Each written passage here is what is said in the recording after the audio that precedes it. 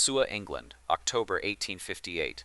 The first lock of Helena Gresham's hair struck the carpet 3 hours before the Duke of Mereford was expected at Wrenford Hall. It landed beside the toe of Lady Arabella Wrenford's satin slipper, dark and shining against the pale Aubusson roses. No one spoke.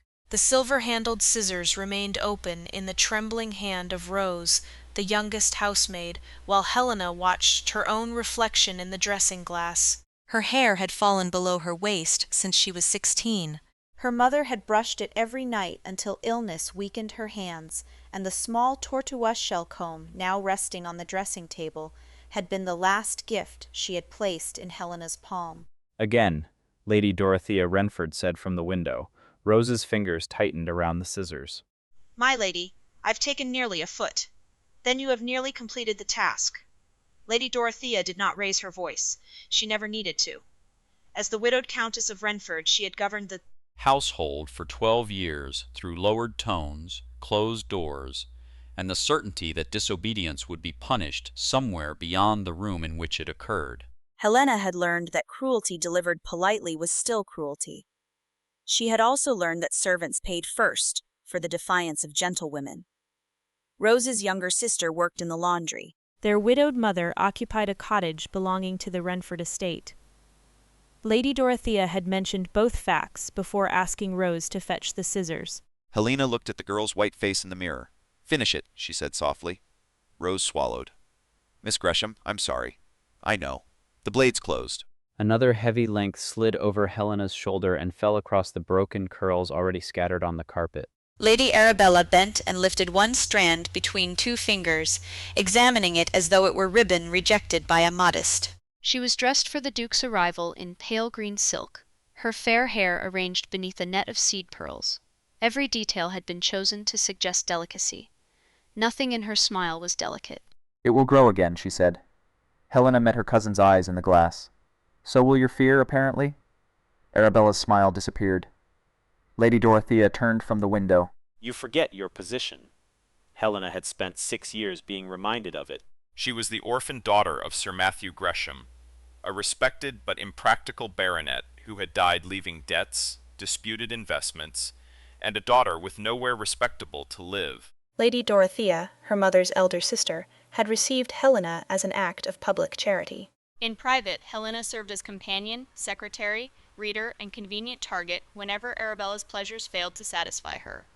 To county society, Helena was fortunate. To herself, she was a guest whose gratitude had been measured until it became a chain. "I remember my position perfectly," Helena said. "It is the reason Rose is holding those scissors instead of you." Rose's breath caught. Lady Dorothea's gaze hardened. "The Duke is coming to consider an alliance with this family. Arabella will not be placed in competition with a dependent who mistakes attention for worth. His Grace has never met me. He saw you at Lady Fenmore's winter musicale." Helena remembered the evening. She had stood behind Lady Dorothea's chair and turned pages for the pianist after a footman spilled wax over the music. A tall gentleman with grave gray eyes had thanked her for saving the performance. He had asked her opinion of the final piece. Helena had answered before remembering that poor relations were expected to be agreeable, not interesting. She had not known he was Hugh Lennox, Duke of Mereford, until his carriage departed. "He spoke to me for 3 minutes," she said. Arabella's fingers twisted around the severed lock. "He asked your name. So that was the wound beneath the silk and pearls. Not love, not even desire." Recognition. The Duke had looked past Arabella long enough to ask who Helena was. Lady Dorothea moved to the dressing table and lifted Helena's tortoise-shell comb. "You will dine upstairs tonight." "We will say you are indisposed." Helena rose. The sudden movement made Rose step back, and the scissors slipped against the tortoise-shell comb. A sharp crack split the room. One of the comb's curved teeth broke away and skittered beneath the dressing table. Helena stared at the damaged gift. Something inside her became very still. She did not cry. Tears would have pleased Arabella and inconvenienced Lady Dorothea. Instead, she gathered the shortened ends of her hair in both hands and allowed them to fall unevenly around her shoulders. "No," she said. Lady Dorothea blinked. "What did you say?" "I said no." Helena picked up the comb, closed her fingers around the broken edge, and placed it in the pocket of her gray evening gown. You wanted me diminished. You may look at the result across the dinner table. You will obey me. You may dismiss me tomorrow. You may tell the county I am ungrateful. You may even send Rose's family from their cottage, though doing so will reveal more about you than it does about me. Helena turned toward the maid. Put the scissors on the table, Rose. Rose obeyed at once. The silver handles bore the engraved initials D.W., Lady Dorothea's initials. Helena noticed them. So did Arabella. You will regret this display, the Countess said. Helena opened the door. Perhaps, but the regret will be mine. That makes it preferable. By 8 o'clock, Wrenford Hall glowed beneath hundreds of candles. The Duke had arrived from London shortly before dusk, accompanied only by his secretary and valet, which Lady Dorothea interpreted as proof that he wished the visit to appear intimate. Helena interpreted nothing. She entered the dining room after the other ladies, wearing no cap, scarf, or jeweled ornament to disguise what had been done. Rose had trimmed the worst of the unevenness, but Helena had stopped her before the evidence vanished entirely. Her dark hair now brushed the line of her jaw on one side and reached her collar on the other. Conversation weakened as she crossed the room. A neighboring baronet's wife glanced away. Arabella lowered her eyes with practiced sorrow. Lady Dorothea performed concern. My niece has suffered an unfortunate accident. Helena took the lowest place at the table. It was not an accident. The words were quiet, but the man seated at Lady Dorothea's right heard them. Hugh Lennox had the controlled stillness of someone accustomed to rooms changing when he entered them. He was not handsome in the polished manner Arabella admired. His face was too severe, his shoulders too broad, and a faint scar crossed one eyebrow. Yet his attention possessed a force beauty could not imitate. He looked first at Helena's uneven hair, then at the shallow red mark beneath her ear where a cold blade had touched skin without breaking it. Last, he looked at her hands folded calmly in her lap. He remembered her. Helena saw the recognition before he spoke. Miss Gresham. Lady Dorothea's smile tightened. Your Grace has an excellent memory. Only for details people expect me to ignore. A footman served the soup. No one lifted a spoon. Hugh's gaze moved from Helena to Arabella, then to Lady Dorothea. You called it an accident. A regrettable misunderstanding with a maid, Lady Dorothea replied. Across the table, Rose stood near the sideboard with her eyes fixed on the floor. Helena saw the Duke notice her trembling hands. He did not summon the maid. He did not accuse the nearest powerless person. Instead, he placed his untouched spoon beside the bowl. The small sound carried through the silence. "Who held the scissors?" he asked. Rose went pale. Helena raised her head. Someone who had no choice. Hugh's expression did not change, but his voice grew quieter. Then I asked the wrong question. His eyes settled on Lady Dorothea. Who gave the order? Lady Dorothea did not answer at once. The pause was brief enough to pass for composure, and long enough to reveal calculation. Around the table, every guest understood that the Duke had not asked from curiosity. He had asked as a man accustomed to receiving truth, and Wrenford Hall had suddenly become a place where silence might be judged as harshly as confession. Arabella lowered the severed lock she had carried to dinner, as though it were an ornament, but not before Hugh saw it wound around her fingers. His gaze settled there. Lady Arabella, he said, is that Miss Gresham's hair? Arabella released it.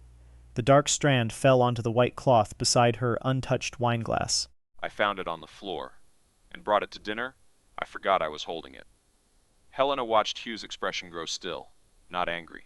Anger would have been easier for Lady Dorothea to dismiss as temper. His restraint was more dangerous because it left no opening for distraction. My niece has always been dramatic, Lady Dorothea said. She resisted a necessary correction, and the maid became clumsy. Rose remained by the sideboard, white-faced and motionless. Hugh looked toward her. Did you become clumsy? Rose's lips parted, but Lady Dorothea spoke first. Your Grace, servants are not questioned at table. Then perhaps gentlewomen should not be discussed as though they were disobedient children. His voice did not rise. The neighboring baronet stared into his soup. His wife's hand tightened around her spoon. Helena felt the room shift around the Duke's authority, but she did not mistake his protection for safety. Men with titles could interrupt cruelty. They could also tire of the inconvenience and leave. She had learned not to build hope upon a stranger's indignation. Rose did as she was ordered, Helena said. She was told that refusal would affect her family. Rose's eyes lifted in alarm. Lady Dorothea's face hardened. That is an outrageous interpretation. You mentioned her mother's cottage and her sister's place in the laundry before placing the scissors in her hand. Helena kept her tone even. Perhaps you intended comfort. Rose misunderstood. A faint sound escaped the baronet's wife, quickly concealed as a cough. Hugh's attention returned to Lady Dorothea. Did you mention those things? I reminded the girl that loyalty is rewarded, and disobedience has consequences in every properly managed household. Then Miss Gresham's interpretation appears accurate. Arabella leaned forward. Your Grace, Helena is jealous. She knew why you came. She wished to embarrass me before you had even arrived. The accusation might once have silenced Helena. It was familiar in shape. Arabella's unhappiness became Helena's envy. Arabella's cruelty became Helena's provocation. Lady Dorothea's control became household order. Tonight, however, Hugh had asked a question no one in Wrenford Hall had dared ask plainly. Helena would not waste it. "I did not cut my own hair to inconvenience your courtship," she said.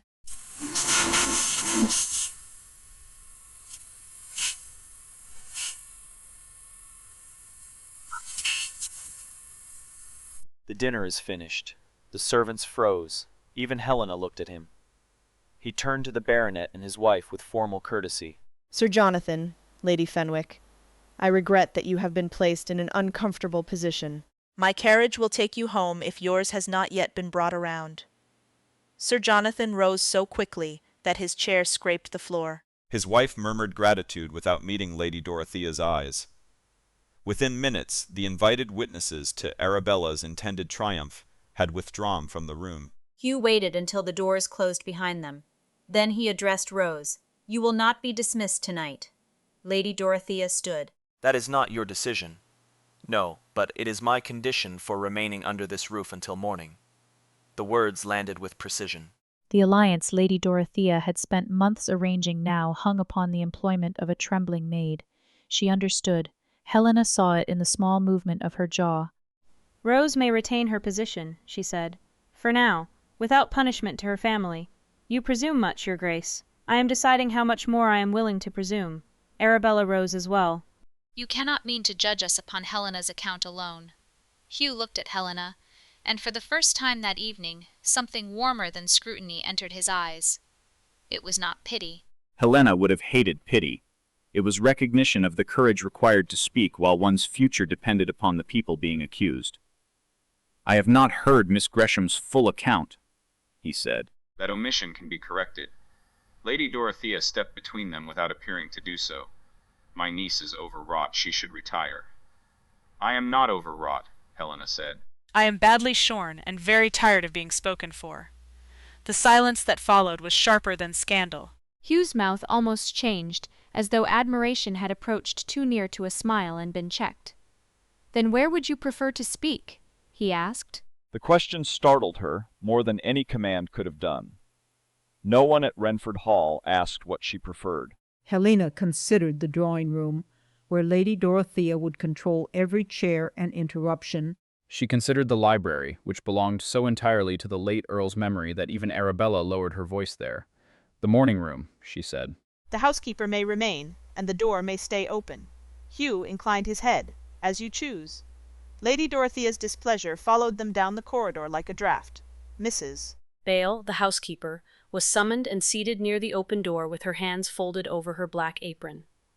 Hugh's secretary, Mr. Vale remained in the passage, close enough to satisfy propriety and far enough not to intrude.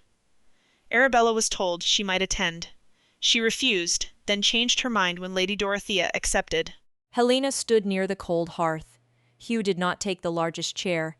Instead, he remained beside the mantel, placing himself neither above her nor between her and the door. "Begin where you wish," he said. Helena touched the broken comb in her pocket. The jagged edge pressed into her palm through the fabric. "Lady Dorothea learned that you had asked my name at Lady Fenmore's musicale. This morning, she told me I would dine upstairs." When I objected, she said Arabella would not be placed in competition with a dependent. "This afternoon, Rose was ordered to cut my hair." "Why your hair?" "Because my mother loved it." The answer escaped before Helena could make it impersonal. Hugh's gaze softened. She looked away. Lady Dorothea knew that, so did Arabella. Lady Dorothea gave a quiet laugh. You assign sentiment to ordinary vanity. Helena drew the comb from her pocket. One curved tooth was missing, and a pale fracture crossed the tortoiseshell near the base. My mother gave me this 6 days before she died. Mrs. Bale looked down. She had been in the household long enough to remember Helena's arrival in mourning. Hugh extended his hand, then stopped before touching the comb. "May I?" Helena hesitated. The object had been handled by Lady Dorothea without permission only hours earlier. The fact that he asked made refusal possible. That was why she placed it in his palm. His fingers closed carefully around it. How was it broken? Rose's scissors struck it when I stood. Where is the missing piece? Helena looked toward Mrs. Bale. Under the dressing table, unless someone has moved it. Lady Dorothea's expression changed. It was slight, but Hugh saw it. "And the scissors?" he asked. "They were left on the table in my room," Helena replied. "Silver handles. The initials D.W. are engraved near the hinge." Lady Dorothea rose. This has gone far enough. Hugh returned the comb directly to Helena, not to the table and not to the mistress of the house. On the contrary, he said, "Have only reached the first object that cannot be persuaded to forget what happened." At that moment, hurried footsteps sounded in the corridor. Rose appeared beside Mr. Vale, breathless and frightened with both hands empty. "Miss Gresham," she said, "the scissors are gone." Rose's announcement changed the room more completely than any accusation could have done. Lady Dorothea turned toward the maid with an expression of offended disbelief, but Hugh moved first. "Do not touch anything else in Miss Gresham's room," he said. "Mrs. Bale, please remain with Rose." Mr. Vale, stand outside the door and note who enters. Lady Dorothea's brows rose. You speak as though a crime has occurred. An object connected to an act of coercion has disappeared after its markings were described. Hugh's gaze rested on her without heat. I speak as though someone wishes the facts to become less convenient. Arabella folded her arms. Perhaps Helena hid the scissors herself. She has not left this room, Mrs. Bale said quietly. It was the first time the housekeeper had contradicted Arabella in Helena's hearing. Lady Dorothea looked at her with such measured coldness that Mrs. Bale's face paled, yet she did not withdraw the statement. Helena slipped the broken comb back into her pocket. "Rose, when did you last see them?" "After you went downstairs, miss." They were still on the dressing table beside the hair. Her voice shook, but the answer was clear. "Mrs. Bale sent me up for the handkerchief you left there." The scissors were gone, and the cut hair had been swept away. Helena glanced at Arabella. A dark lock still lay on the dining table, unless someone had removed it during their absence. Arabella had carried that piece downstairs before the rest was cleared. Hugh followed Helena's gaze. "The lock Lady Arabella brought to dinner remains in the dining room," he said to Mr. Vale. "See that it is placed in a clean envelope and sealed in Mrs. Bale's presence." Arabella stared at him. You intend to preserve her hair as evidence? I intend to preserve the one thing no one has yet managed to misplace. Helena should have felt humiliated by the attention. Instead, she felt something stranger. Relief, perhaps, though it came edged with caution. Hugh was not soothing her. He was preventing the truth from being softened into family misunderstanding. "I will go upstairs," Helena said. Lady Dorothea's head turned. "You will remain here. It is my room, and my house." Helena met her aunt's gaze. "That distinction has protected you for 6 years." "It will not decide where I stand tonight." Hugh did not step in front of her. He looked to Mrs. Bale instead. "Can propriety be observed if the ladies inspect the room while Mr. Vale and I remain in the corridor? Yes, Your Grace. Then Miss Gresham may decide whether she wishes to go. The choice was small. It felt enormous." Helena inclined her head and walked from the morning room with Mrs. Bale and Rose beside her. Lady Dorothea and Arabella followed. Hugh came last, keeping several paces behind until they reached the upper corridor, where he stopped near the tall window with Mr. Vale. Helena's bedchamber door stood open. She knew at once that something had changed. The room was too neat. The lengths of hair that had covered the carpet were gone. The chair had been returned to the dressing table. Even the small towel Rose had placed across Helena's shoulders had disappeared. The room no longer looked like the site of an outrage. It looked like the room of an untidy woman who had cut her hair badly and regretted it. "Someone has cleaned," Helena said. Mrs. Bale pressed her lips together. "I gave no such order." Rose crossed to the dressing table and opened the shallow drawer. The The scissors case is gone too. Helena had not noticed a case before. What case? Brown leather, miss. Lady Dorothea's initials were stamped inside the lid. Her ladyship brought it with the scissors. Lady Dorothea entered the room. The girl is confused. Rose turned. Fear passed through her, but she did not lower her eyes. No, my lady, you set it there yourself. Arabella gave a sharp laugh. How fortunate that you remember every detail now. Helena crouched beside the dressing table before anyone could stop her. The broken tooth from her comb should have lain near the back leg. She found only a faint line in the dust where something small had been dragged toward the skirting board. The missing piece is gone, she said. Hugh remained beyond the threshold, but his attention sharpened. Was anyone told where it had fallen? Everyone in the morning room heard me say it was under the dressing table. Helena ran one finger along the carpet edge. A pale splinter gleamed where the floor met the wall. She reached for it, then stopped. Mrs. Bale, would you lift it? The housekeeper used a clean handkerchief and drew out the curved tortoise-shell tooth. It had not been removed after all. It had been pushed beyond ordinary sight. Helena rose slowly. Someone cleared the visible signs and missed the one that rolled farther. Arabella's face lost color. Lady Dorothea looked not at the comb fragment, but at Rose.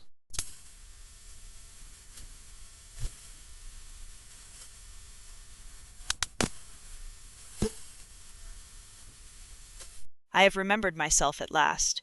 For a moment no one moved. Then Mrs. Bale crossed to Helena and placed the wrapped comb tooth in her hand. Helena opened her pocket and slid it beside the damaged comb.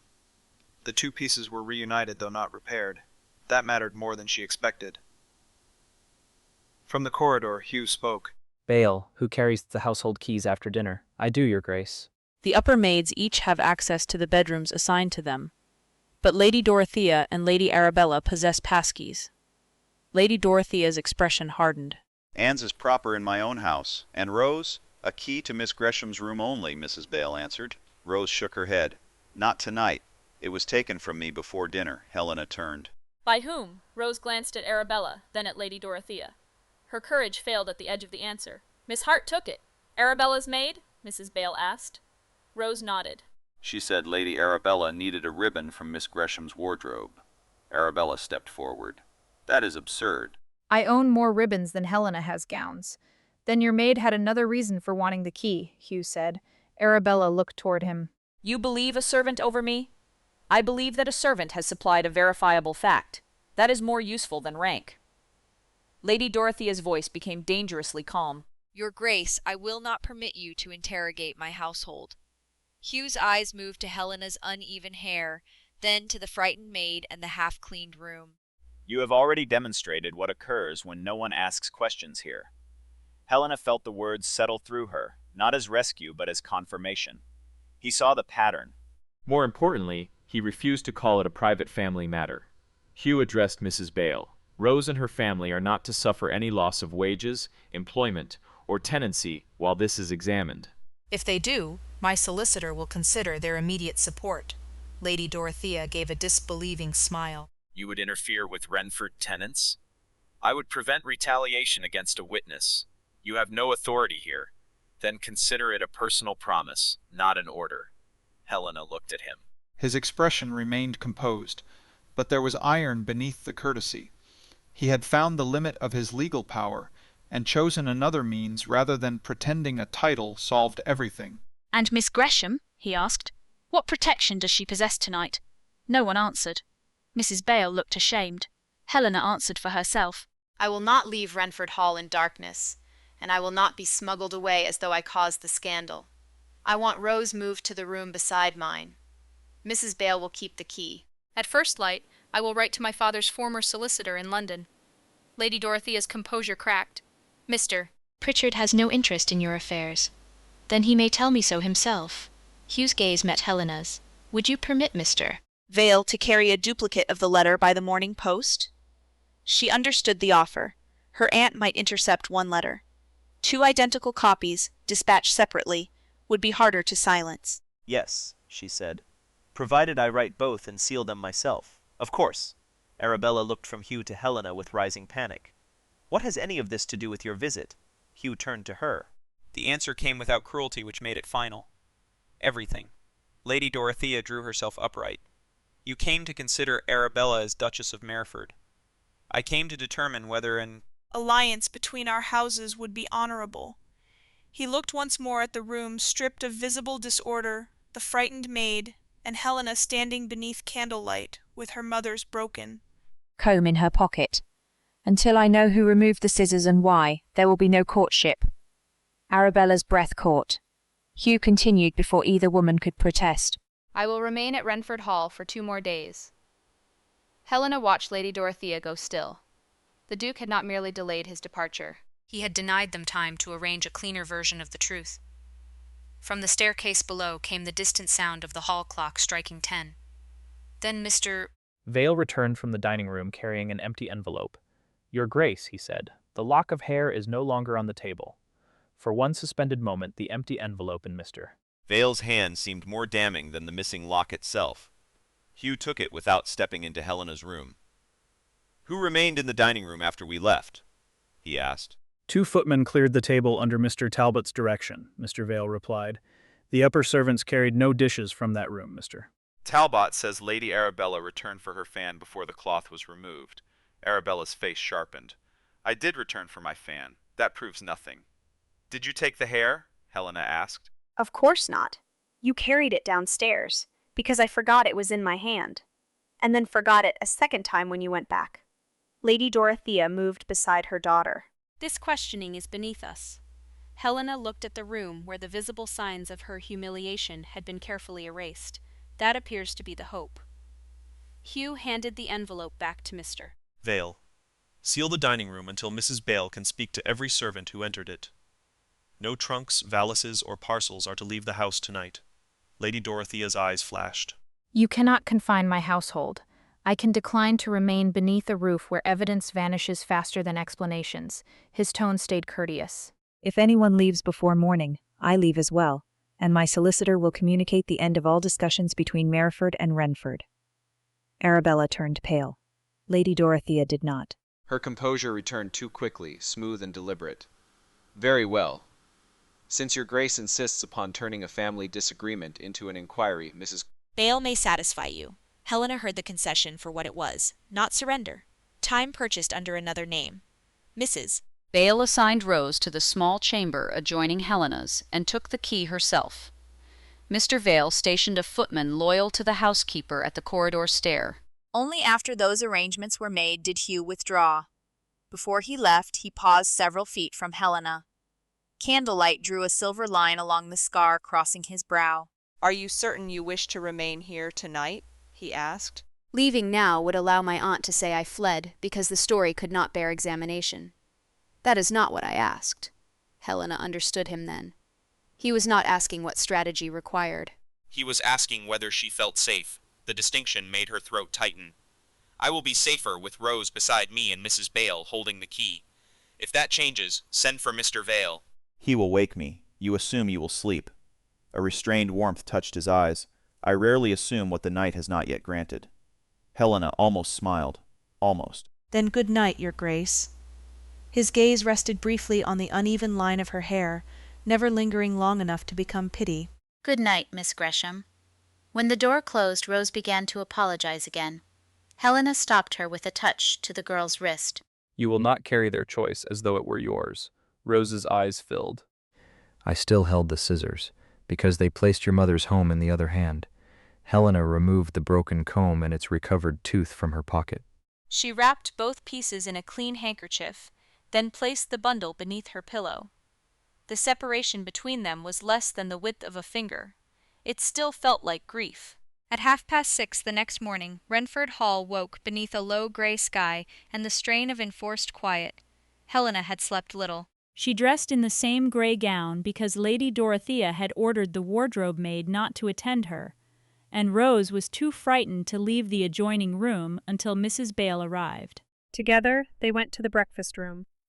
Hugh was already there with Mr. Vale, reading a sheet of names Mrs. Bale had prepared. Lady Dorothea sat at the head of the table. Arabella's chair remained empty. Miss Gresham, Hugh said, rising. The courtesy drew a visible line through the room. Helena took the place farthest from her aunt. Has the lock been found? No, Mrs. Bale answered. Neither have the scissors or their case. Miss Hart? Helena asked. She admits borrowing Rose's key, but claims Lady Arabella sent her for a blue ribbon. She says the room had already been cleaned when she entered. Lady Dorothea lifted her cup. There. The matter dissolves into servants contradicting one another. Mr. Vale placed a folded paper beside Hugh. Not entirely. The second footman saw Miss Hart carrying a covered tray toward the east passage shortly after dinner began. No tray was ordered there. Lady Dorothea's cup stopped halfway to her lips. A servant carrying a tray is hardly remarkable. The east passage leads to Lady Arabella's private sitting room, Helena said. Hugh looked at Mrs. Bale. Has that room been examined? Lady Arabella refused entry. She says she is unwell. She is distraught, Lady Dorothea corrected. Your conduct has humiliated her. Helena looked at her aunt with quiet disbelief. My hair is gone, Rose was threatened, and Arabella is humiliated because someone asked why. You continue to make yourself the center of every grievance. No. You placed me there with a chair and a pair of scissors. Hugh set down the list. Lady Dorothea, your daughter may remain in her bedchamber. Her sitting room, however, must be inspected by Mrs. Bale in the presence of another woman. On whose authority? On yours, if you wish this alliance to remain even theoretically possible. The silence stretched. Lady Dorothea looked toward the windows where morning mist pressed against the glass. Mrs. Bale may enter, Helena may not. I had not requested to, Helena said. Then it is agreed. While Mrs. Bale departed with Rose and one of the senior maids, Helena wrote 2 identical letters to Mr. Pritchard, her father's former solicitor. She described the cutting, the engraved scissors, the missing objects, and Lady Dorothea's attempt to keep her from dinner. She also asked whether any funds, settlement, or personal property belonging to Sir Matthew Gresham's estate remained under Wrenford administration. That final question came from instinct rather than proof.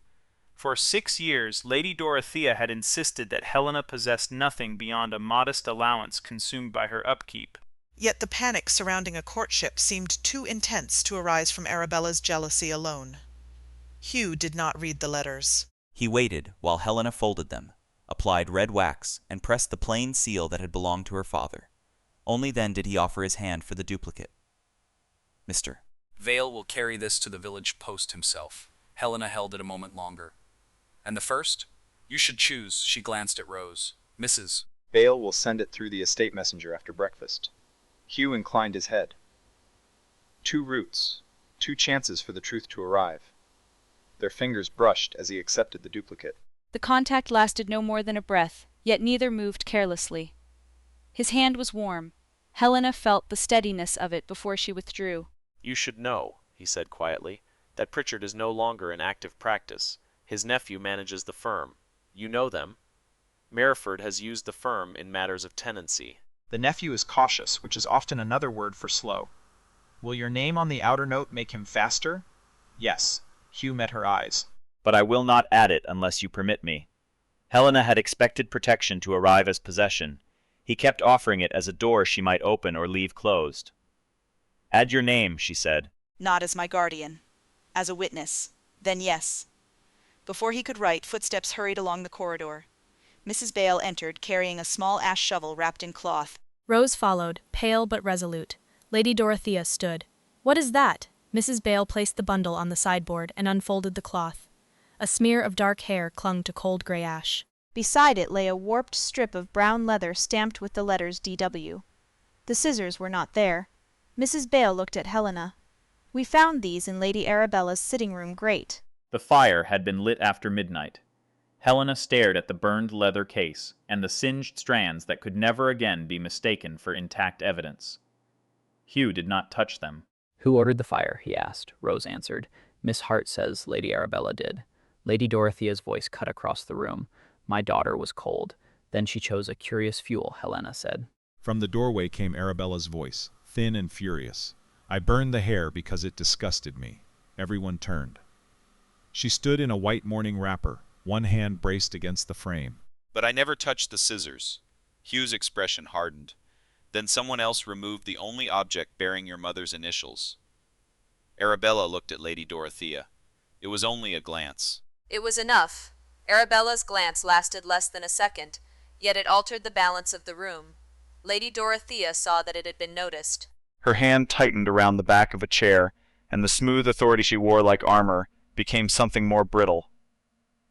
Hugh did not accuse her. He simply waited.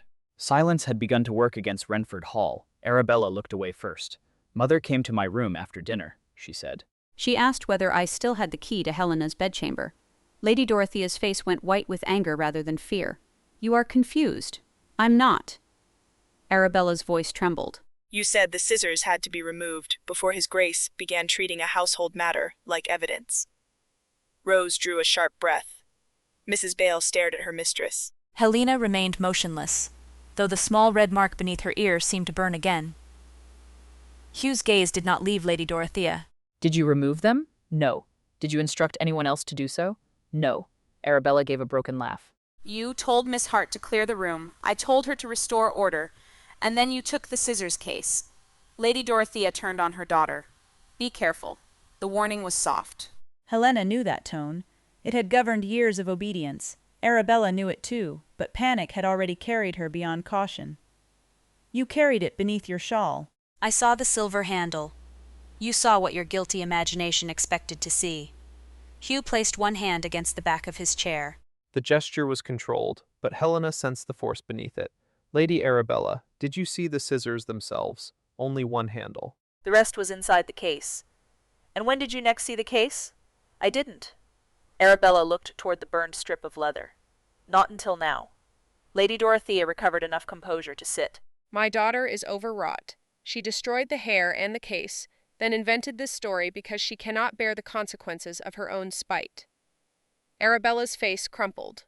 You told me to burn them. I told you to dispose of that disgusting hair. The distinction fell into the room like a blade placed carefully between them. Hugh turned to Mrs. Bale. Has Lady Dorothea's room been searched? No, Your Grace. It will not be, Lady Dorothea said. You have invaded enough of my privacy.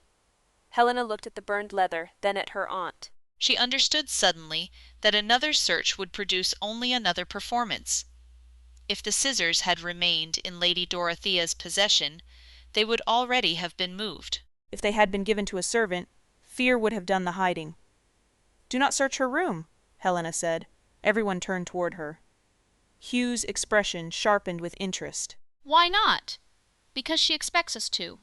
Helena folded her hands to keep them steady. The scissors disappeared before anyone knew their initials would matter. Once the initials were spoken aloud, the case and hair were burned. That means the person who removed the scissors knew they were dangerous before the rest of us did. Mr. Vale nodded slowly. The person also knew the case could connect them to Lady Dorothea, and knew the scissors themselves had to go somewhere farther than an upstairs room. Helena looked at Mrs. Bale. Was anything sent out of the house before His Grace ordered that no parcels leave? The housekeeper frowned. The dairy cart went to the village at dawn. The post had not yet been collected. Anything else? A covered basket was sent to the Dower House before 6. Cook said it contained preserves for Mrs. Wrenford. Lady Dorothea's eyes flashed. Hugh caught it. Who ordered the basket? Miss Hart gave the instruction, Mrs. Bale replied. Arabella whispered. Mother told her to. Lady Dorothea stood again. My mother-in-law is 82 and confined by rheumatism. She receives preserves every week. On Thursdays, Mrs. Bale said. Today is Tuesday. The clock on the mantel ticked through the silence. Hugh looked at Helena rather than issuing an order. What do you propose? It was another choice placed in her hands. Helena thought of the scissors leaving Wrenford Hall before sunrise, hidden among jars meant for an elderly widow, who might know nothing of the deception. She also thought of her letters, one entrusted to the estate messenger and one to Mr. Vale. The household had already shown how quickly truth could be redirected. The Dower House is less than 2 miles across the park, she said. Mrs. Bale should accompany me. Rose must remain here where she cannot be accused of tampering with anything. Mr. Vale should take my duplicate letter to the village immediately, before another errand delays the post. Hugh considered her plan. And me? You may come if Lady Dorothea's family connection to the house permits it without impropriety. A faint glimmer touched his eyes.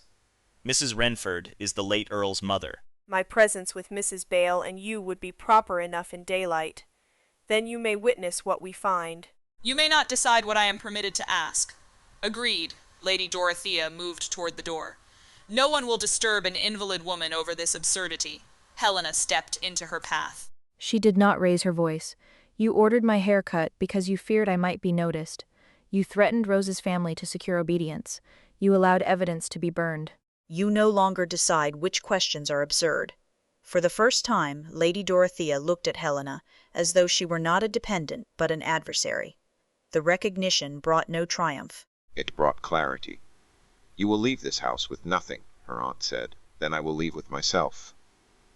Helena turned away before the words could be shaken by everything they cost. Half an hour later, a closed carriage carried Helena, Hugh, and Mrs. Bale across the damp park. Mr. Vale had already departed on horseback with the duplicate letter. Rose remained under the housekeeper's protection. Lady Dorothea had refused to join them, and Arabella had returned to her room in tears. The carriage swayed over rutted ground. Helena sat beside Mrs. Bale opposite Hugh. No one spoke until Wrenford Hall disappeared behind a stand of beech trees. "You believe your aunt sent the scissors to the dower house," Hugh said. "I believe she sent something she did not want found. And if the basket contains only preserves, then we will have lost an hour and gained proof that she was willing to let us look." Hugh studied. Her. You do not expect that. No. The truth of it exhausted her. She looked toward the rain-dulled window. I have spent 6 years watching my aunt remove evidence of small cruelties before anyone respectable could see them. A maid dismissed before she could explain. A letter opened and resealed. A promise denied because only a dependent heard it. This is the first time she has been forced to move quickly. Because I arrived? Because you asked in front of witnesses. His expression changed. I should have asked more at Lady Fenmore's musicale. Helena met his eyes. You had no reason. I noticed that you left before supper. Lady Dorothea said I had developed a headache. Had you? No. Then I had a reason. I merely accepted the explanation that required least of me. The admission held no defense. Helena had expected a duke to treat regret as something other people carried. Hugh accepted his portion of it plainly. You spoke to me for 3 minutes, she said. You were not responsible for the 6 years before them. No. But those 3 minutes mattered enough to provoke what happened yesterday. Helena looked down at her gloved hands. That is Arabella's responsibility, and Lady Dorothea's. Yes, the carriage lurched as one wheel entered a hollow. Helena reached for the strap, but Hugh's hand was already extended across the narrow space, palm upward rather than grasping. She hesitated, then placed her fingers in his. He steadied her until the wheels regained level ground. He did not release her abruptly. He waited for her to withdraw. The courtesy made the brief contact feel more intimate than possession would have done. Helena drew back and looked out the window. Thank you. You're welcome. The dower house appeared beyond a low stone wall, its ivy dark with rain. An elderly footman admitted them after Mrs. Bale explained their purpose. Mrs. Wrenford was still abed, but the covered basket had been delivered to the morning room. It stood unopened upon a side table. Mrs. Bale removed the cloth. 6 jars of damson preserve filled the top. Beneath them lay folded newspaper. Helena lifted one jar, then another. Hugh remained beside her without touching the basket. Under the paper rested a pair of silver-handled scissors wrapped in a strip of gray wool. The engraved initials D.W. were blackened with soot near the hinge, but fully visible. Helena's breath left her. Mrs. Bale whispered a prayer. Hugh looked toward the doorway. "Who brought the basket inside?" The old footman answered from the hall. "A boy from Wrenford Hall, your grace." Young Samuel Pike. Helena knew the name. Samuel was 14, the son of the estate carpenter, and too frightened of Lady Dorothea to invent such an errand. Hugh's gaze returned to the scissors. Do not move them yet. Helena studied the gray wool around the blades. A narrow green thread clung to one edge. Arabella's dinner gown had been pale green silk, but this was heavier fabric. Livery cloth. That wrapping came from a servant's coat, she said. Mrs. Bale bent closer. Wrenford indoor livery is green and gray. Helena's hope cooled into a new fear. Someone had not merely hidden the scissors. Someone had wrapped them in material that could point blame toward the servants. Then the elderly footman spoke again. "Beg pardon, miss, but the boy carried a message as well," he said. Lady Dorothea wished Mrs. Wrenford reminded that Sir Matthew Gresham's account must remain closed. Helena turned so quickly that the room blurred. Hugh went still. What account? He asked. Helena stared at the recovered scissors and understood that her hair had never been the whole secret. The old footman's words seemed to empty the morning room of air. Helena looked from the recovered scissors to Hugh, then to Mrs. Bale. My father had no account at Wrenford, she said. At least none that was ever mentioned to me. The footman shifted uneasily near the doorway. Mrs. Wrenford may know more, miss? She has a strong memory for business, though Lady Dorothea prefers people to believe otherwise. Mrs. Bale gave him a warning glance, but Hugh did not rebuke the indiscretion. Can Mrs. Wrenford receive us? He asked. She is awake now, your grace. Her maid has taken up tea. Helena turned toward the stairs. Then I would like to speak with her before anyone from Wrenford Hall arrives. Hugh looked at Mrs. Bale. Will you remain? Of course. Only after the housekeeper agreed did he follow Mrs. Wrenford received them in a bedchamber warmed by a coal fire and crowded with objects from a longer, harsher life than Lady Dorothea ever acknowledged. She was small beneath the bed curtains, her white hair arranged beneath a lace cap, but her eyes were sharp. When Helena entered, the old lady dismissed her maid with a flick of 2 fingers. Since Dorothea finally became careless, she said. Helena stopped beside the bed. You knew about the account. I knew enough to distrust the woman who managed it. Mrs. Wrenford looked at Hugh. And you must be Mereford. Your father cheated at whist. Only when he believed the company deserved entertainment, Hugh replied. The old lady's mouth twitched. Then she pointed toward a walnut escritoire beneath the window. There is a black dispatch book in the lower drawer. The key is tied beneath the bell pull. Mrs. Bale retrieved it. The black leather book bore no title, only a faded brass clasp. Mrs. Wrenford watched Helena while the key turned. Your father placed £6,000 in trust after your mother's death. The income was to support you until marriage or your 25th birthday, whichever came first. Dorothea and the late Earl were appointed trustees. Helena felt the floor shift beneath her. I am 26. Then the principal should have been transferred to you last year. Mrs. Wrenford's voice hardened. It was not. Hugh remained silent, but the stillness of him changed. Helena crossed to the escritoire. Inside the book were copies of quarterly statements, several letters from a banking house in London, and one memorandum signed by the late Earl. The most recent entry was 18 months old. Beside Helena's name, a line recorded income paid into the Wrenford household account for maintenance, clothing, and social expenses. The amount was far greater than anything spent upon her. She told me my allowance barely covered food and lodging, Helena said. Mrs. Bale looked stricken. Miss Gresham, your gowns were altered from Lady Arabella's cast-offs. Your personal account never exceeded £30 a year. Hugh stepped closer, but did not touch the book. Does the record show where the remainder went? Not here, Helena said. Her eyes moved down the page. Another notation referred to an investment transfer authorized by Lady Dorothea 3 months before Helena's 25th birthday. The destination was listed only as W.A. What is W.A., Mrs.?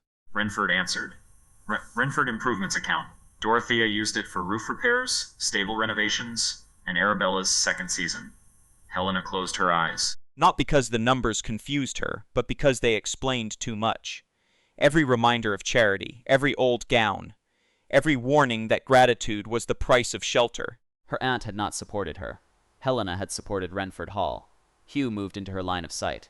Miss Gresham. She opened her eyes. I am not faint, I know. His voice was low. May I take your hand? The question reached her through anger and humiliation. Mrs. Bale and Mrs. Wrenford were present. Nothing about the gesture threatened propriety.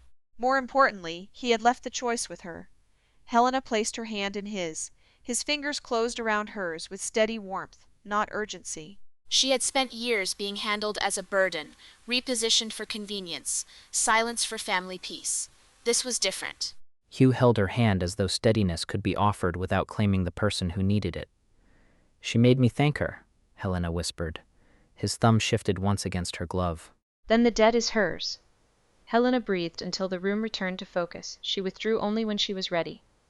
Hugh released her at once. Mrs. Wrenford watched them with a gaze too perceptive for comfort.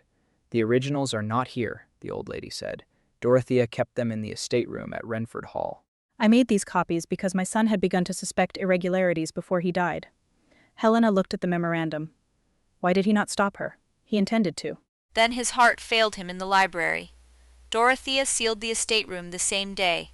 The late Earl had been dead for 4 years. Helena remembered the closed doors, the sudden dismissal of his clerk, and Lady Dorothea's announcement that grief required privacy. "May I take the dispatch book?" she asked. Mrs. Wrenford's expression sharpened. "No. It belongs here, and Dorothea does not know I kept it." If it leaves this house, it may disappear as easily as those scissors tried to. Helena accepted the refusal. It was sensible. Then may Mr. Vale make a certified copy when he returns? Hugh asked. With Helena present, Mrs. Wrenford said, and no Wrenford servant alone in the room. Agreed. Helena looked toward the scissors below. What should be done with them? Leave them here, Hugh said. The dower house is outside Lady Dorothea's immediate control, and the footman can testify to the delivery. Helena nodded. Mrs. Bale and I should both sign a description of where they were found, and Samuel Pike must be protected before he is questioned, Hugh added. If Lady Dorothea learns he repeated the message, his father may lose work. Helena met his gaze. Then we return by the carpenter's cottage first. Hugh did not argue. "And you choose. They spent only 10 minutes there." Samuel admitted that Miss Hart had given him the basket before dawn and repeated Lady Dorothea's message word for word. His father stood behind him, alarm growing with every sentence. Hugh promised that Mereford would hire both father and son if Wrenford dismissed them in retaliation. Helena added her own promise that their names would not be used publicly without warning. Samuel's shoulders eased. It was a small change, but Helena saw it. Protection mattered most when it reached the person with the least power. By the time the carriage returned to Wrenford Hall, the mist had lifted and 3 unfamiliar carriages stood before the entrance. Helena felt dread before the footman opened the door. "Who has arrived?" Mrs. Bale asked. The footman glanced toward Hugh, then lowered his voice. "Sir Jonathan and Lady Fenwick, the Reverend Mr. Clark, Mr. Sedgwick from the county bank." Lady Dorothea sent messages while you were away. Helena stepped into the hall. Voices carried from the drawing room.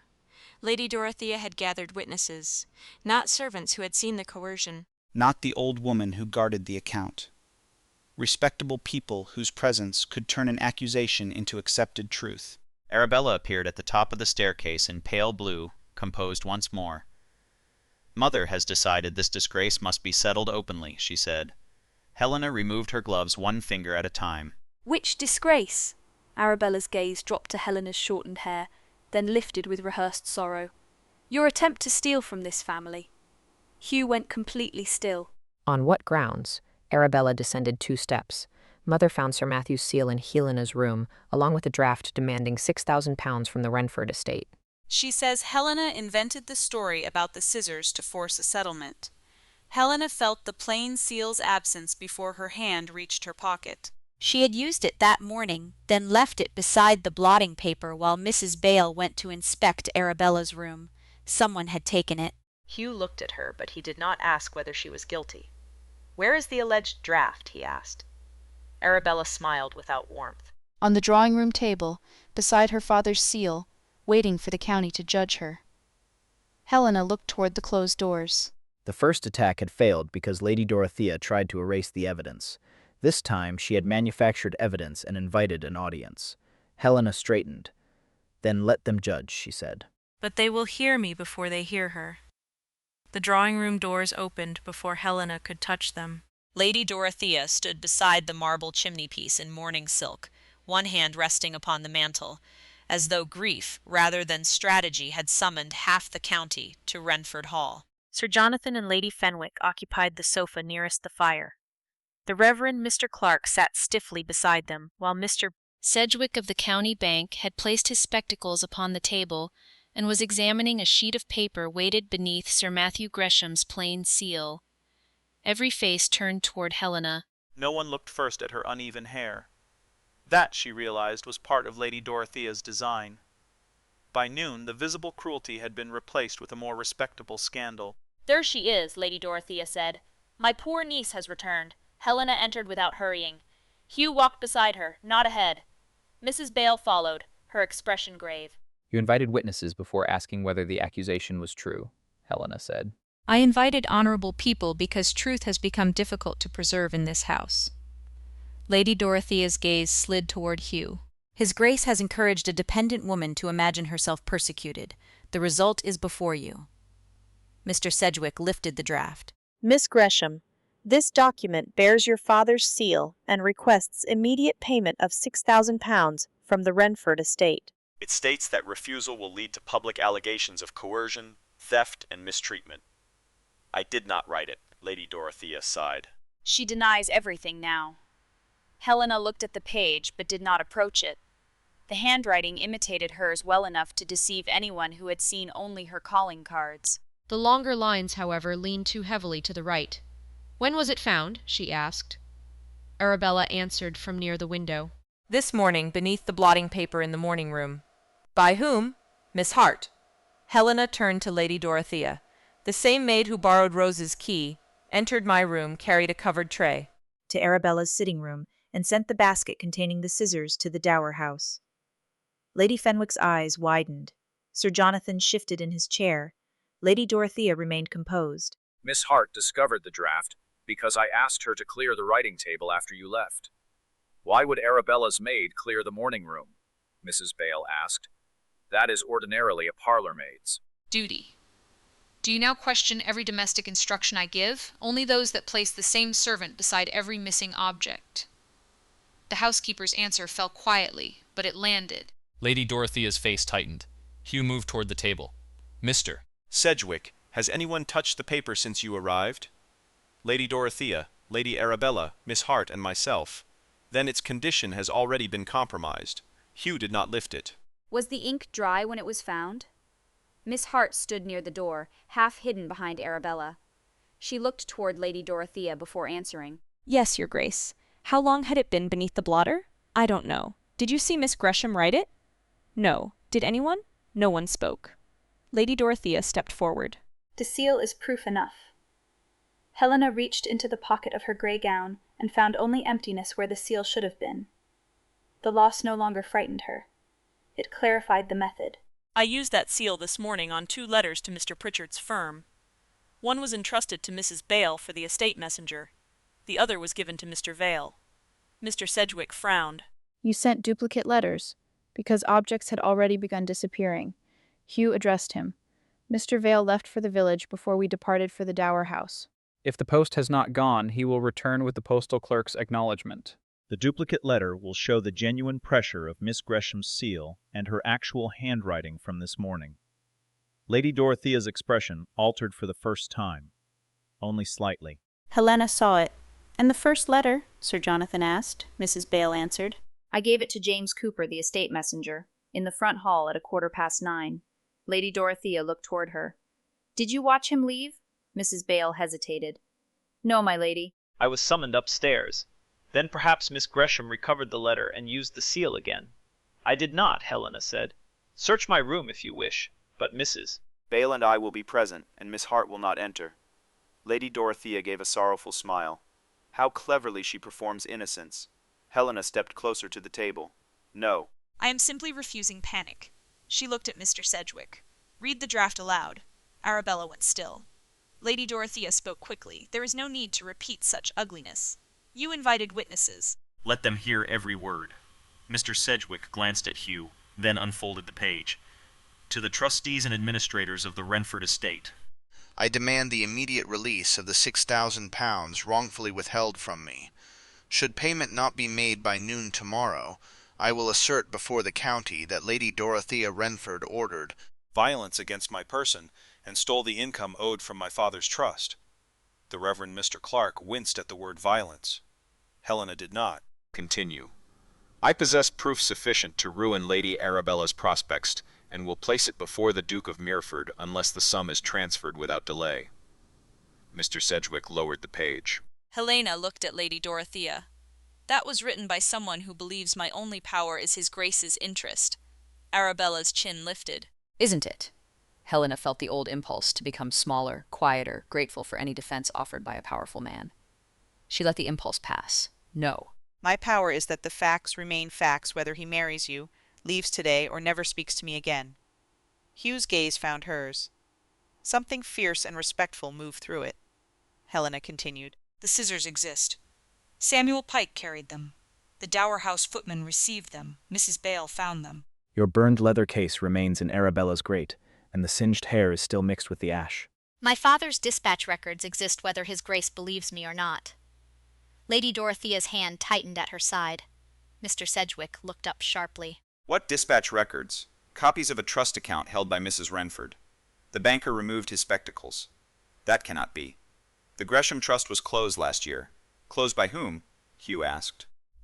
Lady Dorothea presented a release bearing Miss Gresham's signature. Helena's blood cooled. I signed no release. Mr. Sedgwick stared at her. The document was witnessed by the Reverend Mr. Clark. Every eye turned toward the clergyman. Mr. Clark's face drained of color. I witnessed Lady Dorothea's signature upon an estate memorandum. I was told Miss Gresham had signed earlier. Lady Dorothea spoke over him. You saw the paper. I saw the final page. His voice weakened. The upper sheet was folded beneath it. Helena understood the architecture of the theft. Her aunt had not merely diverted income. She had manufactured consent, then placed respectable men around fragments of the lie so that each could defend one piece without knowing the whole. Hugh looked at Mr. Sedgwick. Where is the original release? In the Banks County strong room. It must remain there. Naturally. No, Helena said. Not naturally. Written instructions should be sent before anyone leaves this room. The document is not to be removed, copied privately, or surrendered to a Wrenford representative. Mr. Sedgwick blinked, then inclined his head. You are correct. Lady Dorothea's composure finally cracked. This is intolerable. Helena has manipulated every person here by displaying a haircut and telling a sentimental story. Helena turned toward her. Then explain why my signature appears on a release I never saw. You? Forget what you sign. I remember every paper you have placed before me for 6 years. You were always careless. Then you should have no objection to an examination of the handwriting. Hugh's voice entered before Lady Dorothea could answer. There will be one. You have no standing in the Gresham Trust. Miss Gresham does. Hugh looked at Helena. And she has just exercised it. The difference mattered. He had not claimed her cause. He had named her authority. A carriage sounded beyond the windows, wheels striking the gravel at speed. Moments later, Mr. Vale entered the drawing room with Rain on his shoulders and a sealed receipt in his hand. The duplicate letter was accepted at the village post office at 10 minutes before 10, he said. The postmaster recorded the seal before dispatch. Helena looked at Lady Dorothea. Then my seal was in Mr. Vale's possession when your draft was supposedly found beneath the blotter. Mr. Vale's expression hardened. There is more. James Cooper never reached the village. I found him at the North Lodge, he said. Miss Hart stopped him under Lady Dorothea's orders and took the first letter from him. Miss Hart made a small sound near the door. Arabella turned toward her. Lady Dorothea did not. Hugh's voice was quiet. Where is that letter now? Miss Hart began to tremble. I gave it to her ladyship. And the seal? Helena asked. The maid looked at Lady Dorothea, then closed her eyes. The seal was already gone when I took the letter. Lady Dorothea said she had what she needed. Silence swept the room. Helena felt Hugh's hand near hers, not touching, waiting. She did not reach for it. Not yet. She faced her aunt alone. You did not cut my hair because you feared I might attract a duke, she said. You cut it because you feared he might ask why I owned nothing. Lady Dorothea's face became unreadable. She looked at Helena, as though the young woman before her were not the dependent she had controlled for 6 years, but a locked door that had suddenly opened onto danger. You flatter yourself, she said. His Grace's interest has nothing to do with the administration of your father's affairs. Then why did the theft require my silence? Helena asked Mr. Sedgwick remained beside the table, visibly unsettled. The forged demand, Sir Matthew's stolen seal, and the witnesses Lady Dorothea had summoned, now served a purpose opposite to the one intended. Hugh turned to the banker. Send written instructions to the strong room now. The disputed release is to remain sealed until Miss Gresham's solicitor examines it. You will also preserve the bank's entry book showing who presented the document. Mr. Sedgwick nodded. I'll write from the library, Mr. Clark should record his recollection separately, Helena said, before anyone explains to him what he was supposed to remember. The clergyman lowered his eyes. You are right, Miss Gresham. Lady Dorothea gave him a look of contempt. A frightened man's recollection is scarcely evidence. Yet you considered his signature sufficient when it served you, Helena replied. Miss Hart stood near the door, trembling so badly that the ribbons of her cap stirred. Hugh looked toward her. "Where is Miss Gresham's first letter?" The maid's lips parted. Lady Dorothea spoke before she could answer. "The girl has already disgraced herself." "Must you torment her further? I'm asking about an object taken from an estate messenger." Hugh's voice remained calm. "Miss Hart may answer without assistance." The maid twisted her hands. Her ladyship put it in the escritoire in her private sitting room. Lady Dorothea's composure fractured. "You little fool." The words were barely audible. They were enough. Miss Hart began to cry. Arabella stepped away from her mother, as though distance might protect her from the collapse of everything they had arranged. Helena felt no satisfaction. The maid had helped remove evidence, but she had done so within the same machinery of fear that had placed the scissors in Rose's hand. Mrs. Bale, Helena said, "please take Miss Hart to the servants' parlor. She should write down every instruction she received. Rose should not be present." Their accounts must remain independent. Hugh glanced at her with unmistakable approval. Mrs. Bale led the maid away. Mr. Vale lifted the forged draft from the table using a clean sheet of writing paper beneath it. Miss Gresham, may I secure this with your father's seal in a separate envelope? Helena looked at the small plain seal resting beside the page. Yes. Record that both were found here in Lady Dorothea's drawing room, and that I did not recover them from my own possession. I'll have every witness sign the notation, Mr. Vale placed the seal into one envelope and the draft into another. The transfer was slow, visible, and witnessed by everyone present. Lady Dorothea watched the objects leave her control. "This theater proves nothing," she said. Helena's father owed Wrenford more than the trust contained. Helena went still. It was the first claim her aunt had made that did not depend upon denying the trust's existence. What debt? Sir Matthew persuaded my husband to support one of his disastrous investments. When the scheme failed, your father signed an indemnity allowing the estate to recover its loss from your settlement. Where is that indemnity? Hugh asked. In the estate room. The room sealed after the Earl's death, Helena said. The room you control, because it contains family papers. Then produce it. Lady Dorothea's eyes rested on her. "I will, at the proper time." Helena understood the threat beneath the promise. Another document would appear. Another signature might be imitated. Another respectable witness might remember only the folded page placed before him. The estate room must be sealed by someone other than Lady Dorothea. Hugh said, "Mr. Vale will remain outside it." "Until the solicitor arrives. Your secretary will not guard a room in my house. Then the county magistrate may be asked to preserve papers connected to suspected fraud." Sir Jonathan shifted at the mention of a magistrate. Lady Dorothea heard the danger. "Very well, the room may remain locked." "Who has the key?" Helena asked. Mrs. Bale, returning alone, answered from the doorway. "Lady Dorothea does. And the duplicate? The late Earl kept one in his desk. It disappeared after his death. Arabella made a small movement near the window. Helena noticed. So did Hugh." "Do you know where it is?" Helena asked her cousin. "No." The answer came too quickly. Lady Dorothea turned toward her daughter. "Arabella, go upstairs." Arabella looked from her mother to Helena. "You said no one would ever open that room." The drawing room fell silent. Lady Dorothea's face emptied of color.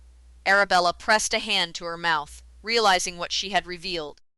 Hugh spoke gently, which made escape impossible. "Where is the second key, Lady Arabella?" "I don't know, but you know it still exists. Mother told me the room would remain closed until after I." Married. Helena felt the shape of the plan before its details became clear. An alliance with Mereford would not merely elevate Arabella. It would make public inquiry into Wrenford finances more difficult. Society tolerated many irregularities when powerful families preferred silence. Hugh must have reached the same conclusion. His expression hardened. "There will be no marriage between Lady Arabella and me." Arabella flinched as though he had struck the table. Lady Dorothea drew herself upright. "You condemn my daughter for matters she did not arrange. I condemn no one. I'm ending a courtship that never began." He looked at Arabella. You knew Miss Gresham was being punished because I had spoken to her. You carried her hair to dinner. You burned it after questions were asked. Whatever your mother directed, you made choices. Arabella's eyes filled, but Helena did not look away. Tears did not erase choices. Lady Dorothea's gaze moved through the witnesses. measuring what influence remained. Then there is no reason for his grace to stay. There is every reason, Hugh said. Miss Gresham is still under this roof. She may leave. Lady Dorothea turned to Helena, today, without money, carriage, or reference. Since you insist the household owes you nothing but theft, you need accept nothing more from it. Helena had known the threat would come. Knowing did not lessen its force. Wrenford Hall had never been home, yet every possession she owned stood within its walls. Her books, her mother's letters, the small painted miniature of her parents, her clothes, however poor. Lady Dorothea had chosen the instant when departure would make Helena appear guilty and remaining would make her vulnerable. Hugh stepped forward. Miss Gresham will come to Mereford House under the protection of my widowed aunt. Helena turned toward him. The offer was swift, generous, and entirely wrong. No, Hugh looked surprised. You cannot remain here safely, and I cannot leave in your carriage today. My aunt's presence would satisfy propriety. Propriety is not the only question. Helena kept her voice steady, though. Gratitude and anger pulled against one another. Lady Dorothea has just accused me of manufacturing cruelty to obtain £6,000 in your attention. If I leave under your protection before...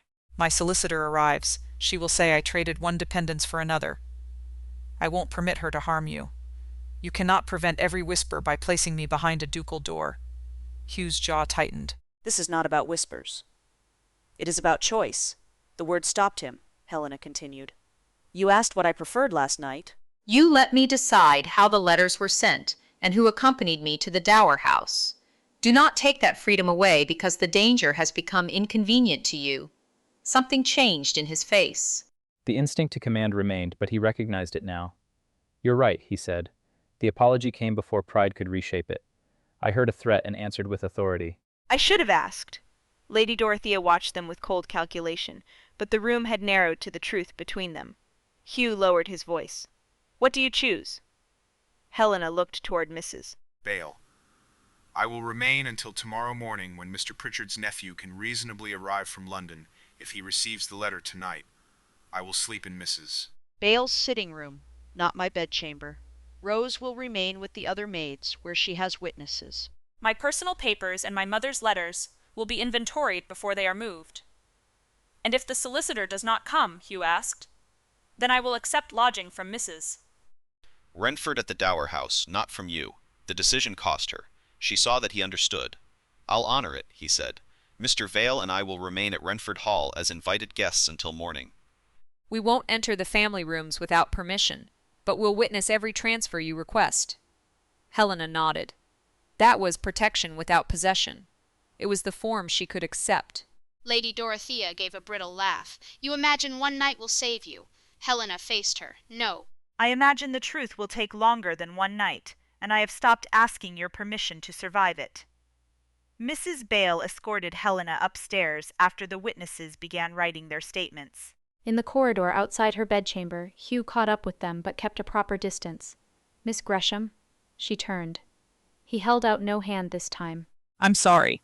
You already apologized for deciding where you should go, not for how quickly I mistook fear for the right to decide. Helena studied him. Powerful men were often praised merely for regretting harm after others absorbed it. Hugh had changed course before the harm became action. That did not erase the mistake, but it made trust possible. Then I accept, she said. His breath eased. Thank you. From inside Helena's room came the sound of a drawer closing. Mrs. Bale unlocked the door at once. The chamber appeared empty, but the pillow had been lifted from the bed. Helena crossed the room and reached beneath it. The handkerchief remained. The broken comb remained. The recovered tooth did not.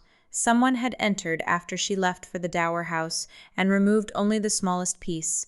On the dressing table lay a folded note in an unfamiliar hand. Helena opened it, while Hugh and Mrs. Bale watched from a respectful distance. 4 words had been written across the page. The key opens more than accounts. Helena read the 4 words twice, then folded the note without allowing fear to decide what they meant. Mrs. Bale inspected the door, the window latch, and the carpet near the dressing table. Nothing had been forced. Whoever entered had possessed a key. Hugh remained beyond the threshold, honoring the limit Helena had set even while his attention moved over every altered detail. The writer knew about the second key, he said, or wants us to believe that. Helena placed the note on the dressing table. And the missing comb, tooth, taken to prove the intruder reached beneath your pillow, Mrs. Bale said. A warning, then. Helena touched the handkerchief that still held the damaged comb. Perhaps. But the note does not tell me to stop. Footsteps sounded in the passage. Arabella appeared at the far end, pale beneath the careful arrangement of her hair. She had changed from her blue gown into a dark walking dress, as though preparing to leave the house. Her gaze went directly to the note. You found it. Hugh straightened, Mrs. Bale moved nearer Helena. Arabella stopped several paces away. I need to speak with Helena. You may speak here, Hugh said. No. Helena looked at him. The answer surprised them both, but she did not withdraw it. Mrs. Bale will remain. You and Mr. Vale may wait in the passage. Hugh's jaw tightened. Lady Arabella has already helped destroy evidence, which is why she may speak more freely without a man who has ended her hopes standing before her.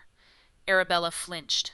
Hugh looked from her to Helena. The protective instinct in him was visible, but so was the effort required not to turn it into command. If you call, I'll enter, I know. He withdrew with Mr. Vale. The door remained open, and Mrs. Bale stood beside it. Arabella entered only far enough to place a small folded cloth on the dressing table. Inside lay the missing tortoiseshell tooth. Helena's breath caught. She fitted it beside the broken comb, without attempting to force the fracture together. Both pieces were now in her possession again.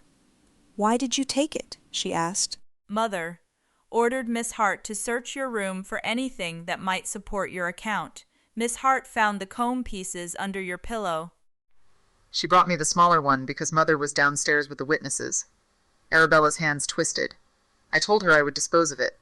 Instead, you left the note. Miss Hart wrote it." "You would have known my hand." Helena studied her cousin. "Where is the key?" Arabella glanced toward the passage. "In the old schoolroom. Father hid it inside the atlas of the southern counties." "I saw him put it there after he argued with Mother about your trust. You were present? I was 17. They thought I had gone." Shame moved across Arabella's face. "Father said the money belonged to you. Mother said Wrenford Hall would collapse without it." Later she told me he had changed his mind. Did you believe her? I chose to. The honesty was ugly and real. It paid for my seasons, my gowns, the improvements to the south wing. "I knew there was money, Helena." I didn't know she had forged your release until today. But you knew enough to resent me for being noticed by a duke who might discover it." Arabella lowered her eyes. Mother said that if His Grace asked about your circumstances, the trust would be examined. She said everything would be lost, including my future. Helena looked at her shortened hair reflected in the glass. "So you decided mine could be cut away instead." "Yes." Arabella's voice broke. "I'm sorry." Helena felt no obligation to comfort her. Regret is not repair. I know. Arabella drew a brass key from her pocket and set it beside the comb. "This opens the estate room." Father once said it also opened the iron deed chest inside. Mother intends to remove the remaining papers tonight.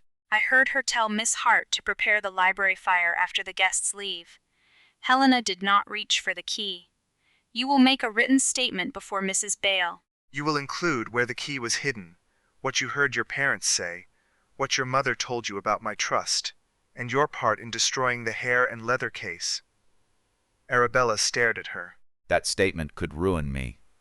The truth has already ruined the version of you that depended upon my silence. For a long moment, Arabella did not move. Then she crossed to the writing table.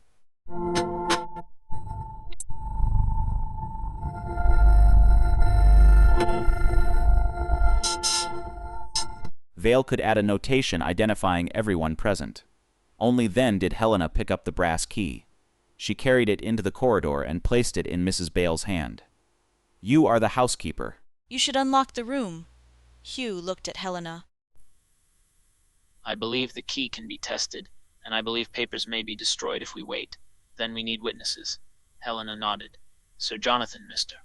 Sedgwick and the Reverend Mr. Clark are still downstairs. Lady Dorothea invited them to judge me. They may now witness what she hoped they would never see. The estate room occupied the far end of the west corridor. Its oak door had remained closed since the late Earl's death, the brass plate dim beneath 4 years of neglect. Sir Jonathan arrived uneasy but willing. Mr. Sedgwick carried a ledger for inventory. Mr. Clark brought his written recollection of the disputed release. Arabella did not join them. She remained in Mrs. Bale's sitting room with Miss Hart, guarded not as prisoners but as witnesses who might otherwise be pressured. Mrs. Bale inserted the key. The lock yielded on the first turn. Dust covered the long table and shelves, but a narrow path marked recent footsteps between the door and a black iron chest beneath the window. Someone has entered, Mr. Sedgwick said. Bale tried the same key in the chest. It opened. Inside were account books, tied bundles of bank receipts, and a packet labeled Gresham Trust in the late Earl's hand. Helena stood beside Mrs. Bale, while Mr. Sedgwick lifted each object and recorded it. The quarterly receipts matched the copies at the Dower House. A memorandum showed that Wrenford Hall had borrowed from Helena's principal under a temporary authorization that expired when she turned 25.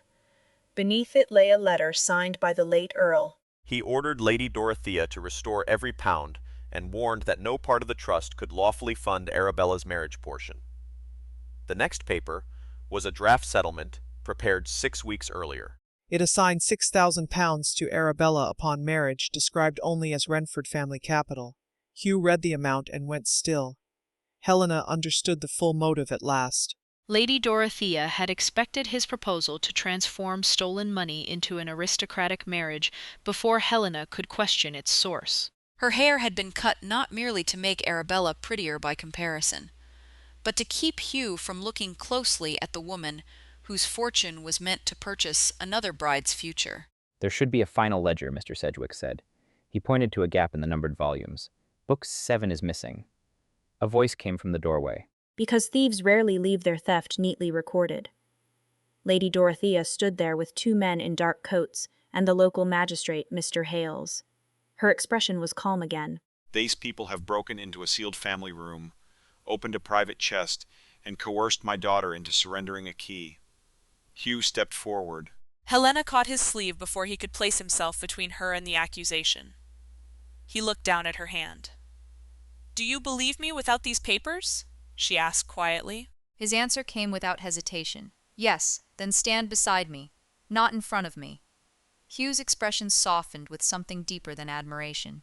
He moved to her side. Helena released his sleeve, but he turned his hand beneath hers and offered his palm.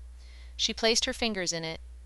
He held them openly before every witness as Mr. Hales entered the room. Lady Dorothea's eyes fixed upon their joined hands. Miss Gresham, the magistrate said, I am told you have stolen a key and entered this room unlawfully. Helena faced him without letting go of Hugh. Then you have been told only the part of the story Lady Dorothea prepared. Ask her why the missing ledger is already gone, mister. Hales looked from Helena to the open iron chest, then to Lady Dorothea. He was a careful man in his 50s, known more for avoiding scandal than resolving it, and Lady Dorothea had plainly counted upon that caution. The missing ledger is not the question before me, he said. The question is whether this room was entered without lawful permission. Helena kept her hand in Hugh's. Mrs. Bale is the housekeeper. Lady Arabella supplied the duplicate key and gave a signed account of where it had been hidden. Mr. Sedgwick opened and inventoried the chest in the presence of Sir Jonathan and the Reverend Mr. Clark, nothing has been removed. That does not establish your right to enter. My trust papers are inside, according to documents not yet examined. Lady Dorothea moved closer. Mr. Hales, my niece has spent 2 days creating a spectacle from an unfortunate domestic correction. She has persuaded servants to repeat gossip, entered private rooms, and now claims ownership of family funds. His Grace's attention has encouraged her beyond reason. Hugh's fingers tightened once around Helena's, but he did not speak over her. Mr. Hales noticed their joined hands. So did the 2 constables in dark coats behind him. Helena understood the danger. Lady Dorothea wanted her claim transformed from theft into infatuation. A foolish dependent pursuing money and a duke would be easier for the county to dismiss than a beneficiary exposing fraud. Ask Mr. Sedgwick whether the trust existed, Helena said. The banker cleared his throat. It did.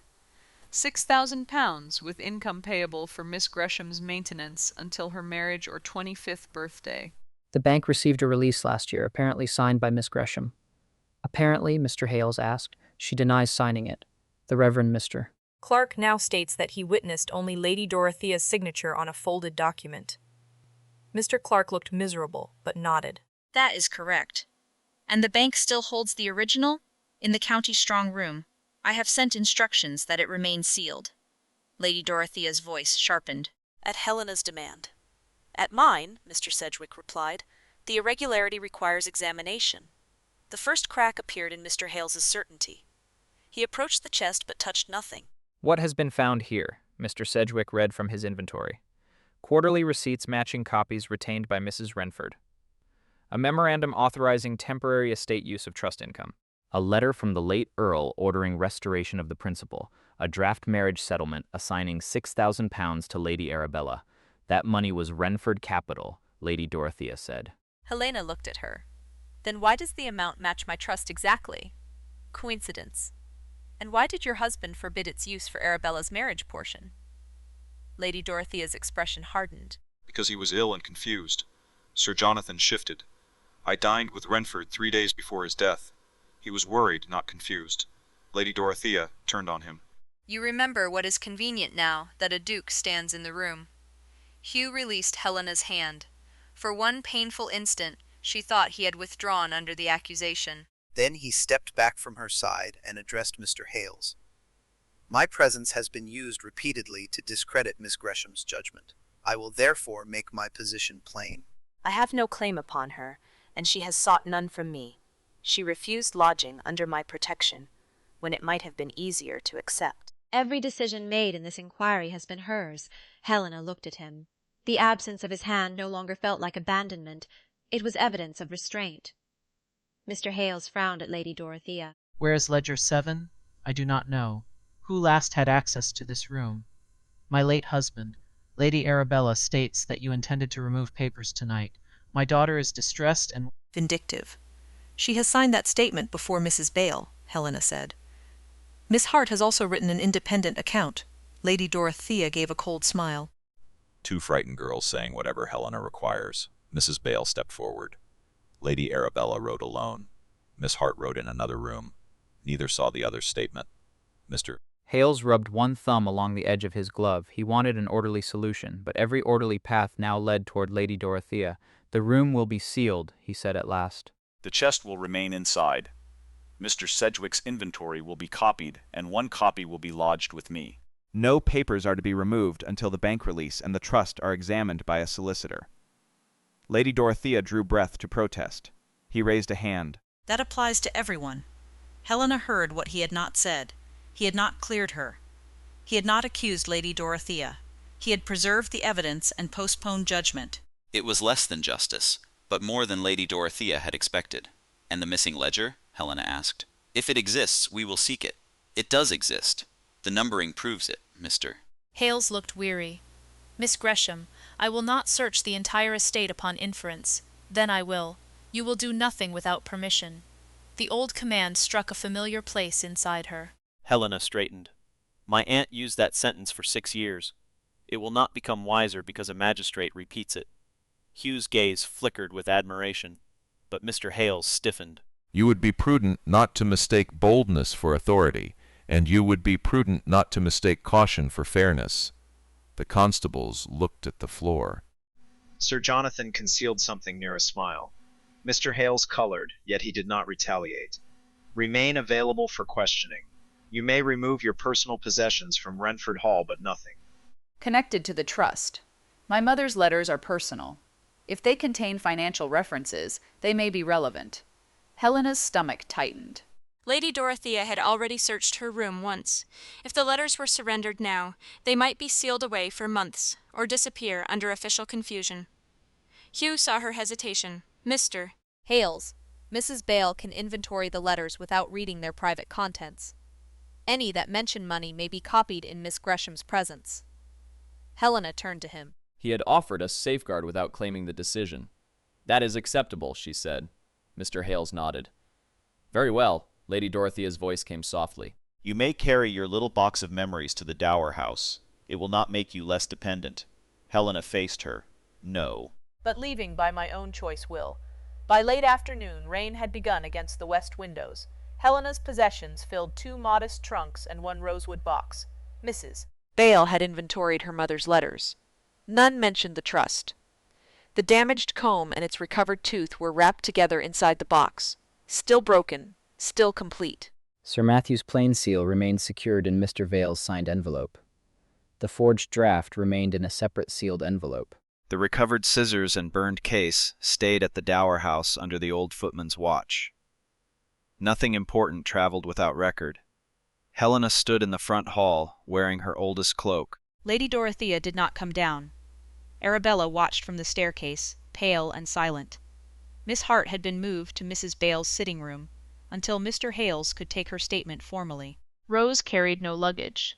Helena had insisted she remain employed and protected within the main household until her mother's tenancy was secured in writing. Hugh waited near the door. "My carriage is at your disposal," he said. Helena glanced through the glass. Mrs. Wrenford's smaller carriage stood behind his, sent from the Dower House. "I will take hers. I expected that. Does it offend you? No." His honesty came slowly. It frightens me. Helena looked at him. The hall, the servants, and Arabella's distant presence made intimacy impossible, yet his expression held none of society's armor. "Why?" she asked. "Because I have influence in every room except the one where you decide whether to trust me." Helena's breath caught. He continued before she could answer. "I am accustomed to solving danger by moving people beyond its reach. You have shown me that safety without choice can resemble another form of captivity." "I do not want to become one more person who decides your life for you." The vulnerability in his voice moved through her more deeply than praise could have done. Helena stepped closer, leaving proper distance between them. "Then do not rescue me from the road I have chosen. What may I do? Walk beside me until the carriage." Hugh offered his arm. She placed her hand upon it freely. They crossed the hall beneath the eyes of every servant who had watched Helena move through Wrenford Hall as though she belonged nowhere. At the steps, rain silvered the gravel. Hugh held the carriage door while Helena entered. Before she released his arm, she said, "You believed me before the documents. I did. Remember that when Lady Dorothea finds something worse than a forged demand." His expression sharpened. "You think she will. She has lost the room, the chest, and the bank. She will use whatever remains." Helena settled beside Mrs. Bale. Hugh closed the door, but the old footman from the Dower House came hurrying across the drive before the carriage could move. He held a damp scrap of paper in his gloved hand. "Miss Gresham, this was pushed beneath Mrs. Wrenford's door." Helena accepted it. The message contained only one sentence. "Ask the Duke where his father's name appears in Ledger 7. Hugh read the words over her shoulder and went completely still. This time, when Helena looked at him, he had no answer ready. Hugh's stillness was not confusion. It was recognition, and Helena saw the difference before he spoke. Rain struck the carriage roof in a steady whisper, while the old footman waited beside the open door, his expression uncertain. Mrs. Bale read the message over Helena's shoulder, then looked at Hugh with the guarded concern of a woman who had watched too many truths arrive too late. "My father's name may appear in the missing ledger," Hugh said. Helena folded the damp scrap. "You knew that was possible. It was not a question. He did not insult her by pretending otherwise." I knew there had been a financial connection between Mereford and Wrenford. I did not know it involved your trust. What connection? Hugh glanced toward the servants gathered beneath the portico. "Not here." Helena's first instinct was refusal. Lady Dorothea had used privacy as a room where facts could be reshaped. Then she looked at Mrs. Bale. "We will speak at the Dower House in Mrs. Wrenford's morning room. The door will remain open." Hugh inclined his head. "As you choose." He took his own carriage behind theirs rather than joining Helena without invitation. The gesture should not have mattered after everything else, yet it did. By the time they reached the Dower House, twilight had settled across the park. The recovered scissors remained locked in the morning-room cabinet, wrapped in the grey livery cloth, exactly as Mrs. Bale had left them. The burned leather case and singed hair remained on a separate tray beneath a glass cover. Nothing had moved. Helena placed the anonymous message beside them and remained standing Mrs. Wrenford sat near the fire with a rug over her knees. Mrs. Bale occupied the chair nearest the open door. Hugh entered alone, having sent Mr. Vale to stable the horses and prepare for another journey if needed. "Tell me everything," Helena said. Hugh did not sit. 9 years ago, my father advanced £2,000 to the late Earl of Wrenford. The money covered losses from an investment involving your father. Helena's hands tightened. Lady Dorothea claimed Sir Matthew owed the estate. There was a loss, but the responsibility was disputed. My father believed the Earl had encouraged the speculation and could not place the entire burden upon Sir Matthew. How do you know? I read part of the correspondence after I inherited the title. My father's accounts contained an entry marked Wrenford restitution disputed. There was also a memorandum stating that no repayment was to be accepted from a woman's settlement or trust. Mrs. Wrenford leaned forward. Your father wrote that? Yes. Then Dorothea lied to my son. She told him Mereford demanded immediate payment. Hugh's face hardened. My father demanded an honest accounting. Nothing more. Helena looked at the message. Where would his name appear in Ledger 7? If Lady Dorothea repaid the debt from your trust income, the ledger would record Mereford as recipient. The words struck with cruel simplicity. Money stolen from Helena might have entered the estate of the man now defending her. Hugh continued before she could speak. I cannot yet prove whether Mereford received it. The account I saw listed the debt as unsettled, but the papers were incomplete. When did your father die? 5 years ago. And you never examined the matter again? Regret moved across his face. No, the answer was quiet. Wrenford continued sending ordinary interest payments on another estate loan. I assumed the disputed account had either been abandoned or resolved lawfully. You accepted the easier explanation. It was the same fault he had named after Lady Fenmore's musicale. This time the cost was measured in pounds, years, and Helena's dependence. Yes, he said, I did. Hugh met her eyes without seeking refuge in intention. I should have examined every account attached to my father's warning. I did not. If any portion of your trust entered Mereford, I benefited from money that belonged to you whether I knew it or not. Mrs. Bale drew breath, perhaps expecting him to deny responsibility for another man's papers. He did not. What will you do? Helena asked. Order every relevant Mereford account opened. Any sum traced to your trust will be restored with interest. Before the evidence is examined? Yes. No. Hugh's brows drew together. Helena. It was the first time he had used her given name. The sound carried warmth and fear in equal measure. She felt both, but she did not yield. You will not pay me to make your conscience quiet. We establish what happened first. Then the amount is restored through my solicitor, with a written account of every transfer. I am not trying to buy silence. I know. You are trying to repair before you have listened to the whole damage. He went still. Helena stepped closer. That is another way powerful men make decisions quickly and call it protection. Pain crossed his face, but he accepted the truth. You are right, Mrs. Wrenford gave a soft grunt of approval from the fire. Hugh looked toward the windows, then back at Helena. There is another matter. Because Mereford may be financially connected, I should withdraw from the inquiry until my papers are examined. Fear rose in Helena so swiftly that it nearly became anger. You would leave now? My presence could be used to claim that I influenced witnesses to conceal my seemly's interests. Lady Dorothea will claim that whether you remain or go, a magistrate may take it seriously. And what? Am I meant to understand from your departure? Hugh's expression tightened. That I refuse to compromise your case? No. I would understand that the moment your own name became uncomfortable, you placed distance between us. The words silenced the room. Hugh looked as though she had opened a door he had hoped not to see. That is not what I intend. Intent is not the whole of trust. Helena's voice softened, but not her meaning. You asked me what you might do. Stand beside me when the truth costs you something.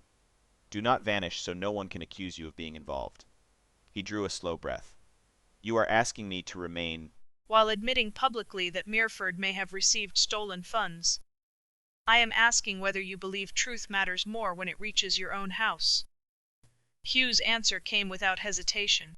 It does. Then stay. He looked at her for a long moment. I will. The words carried no grandness. They were stronger for it. I will send Mr. Vale to the railway station. He can telegraph Mereford House and order the account packet sent by the first train tomorrow. I will also give Mr. Hales written notice of the possible conflict before Lady Dorothea discovers it. From another source, and you will not surrender your papers to him without copies. A faint warmth touched Hugh's eyes. No, I have learned something from you. Helena felt the strain inside her loosen. It did not disappear. Trust was not the absence of fear. It was the decision to remain truthful while fear was present. Hugh's voice lowered. There is something else I must say. Mrs. Bale shifted discreetly toward the window, though she remained in the room. I am afraid, he said. Not of losing money or reputation. I am afraid that you will look at my father's name in that ledger and see another family that profited while you were told to be grateful. I am afraid you will decide I am merely the most courteous part of the same machinery. Helena had never heard a man of his rank confess fear without turning it into accusation. She crossed the remaining distance by choice. You are not innocent because you did not know, she said, but you are not guilty because someone used your name. What you do after knowing will decide who you are. Hugh's eyes closed briefly. When they opened, the restraint in them had become something rawer. Helena lifted her arms and embraced him. He did not seize the moment. For one breath he remained motionless, giving her time to retreat. Then his arms came around her with careful strength. Helena rested her cheek against his coat and felt the breath leave him as though he had been holding it since the message arrived. The embrace was not rescue. It was recognition shared by two people standing inside the same uncertainty. When Helena drew back, Hugh released her at once, though his hands lingered lightly at her forearms until she steadied. Mrs. Wrenford looked into the fire with suspicious concentration. Mrs. Bale's eyes shone. A knock sounded at the open door. Mr. Vale entered carrying 2 sealed notes. Mr. Hales has scheduled a formal examination at Wrenford Hall tomorrow at noon, he said. Mr. Pritchard has arrived at the village inn and will attend. Lady Dorothea has also sent word that Ledger 7 has been found. Helena's relief vanished. Where? She claims it was discovered in the false bottom of Sir Matthew Gresham's old traveling desk. That desk has been in her storage room since my arrival. Mr. Vale nodded grimly. She further claims the ledger proves Sir Matthew authorized repayment to Mereford from your trust. Hugh's expression became cold. A perfect answer discovered only after the estate room was opened. Helena looked at the recovered scissors, the burned case, and the anonymous warning. Lady Dorothea had built one final version of the truth. This time, she meant to stain Helena's father and Hugh's together. Helena straightened. Then tomorrow she will bring her ledger. She turned to Hugh. And we will bring everything she could not make disappear. At noon the next day, the long drawing-room at Wrenford Hall held every person Lady Dorothea had once expected to impress. Hales stood beside the central table with the 2 constables near the doors. Mr. Sedgwick represented the county bank. Mr. Pritchard's nephew, Thomas Pritchard, had arrived from London before 10 and sat with Helena's duplicate letter open before him. Sir Jonathan, Lady Fenwick, the Reverend Mr. Clark, Mrs. Bale, Rose, Miss Hart, Arabella, Mrs. Wrenford, and the old footman from the Dower House had all been summoned as witnesses. Hugh stood at the far end of the table beside Mr. Vale, who guarded a locked leather case containing the Mereford account packet delivered by the morning train. Helena entered last.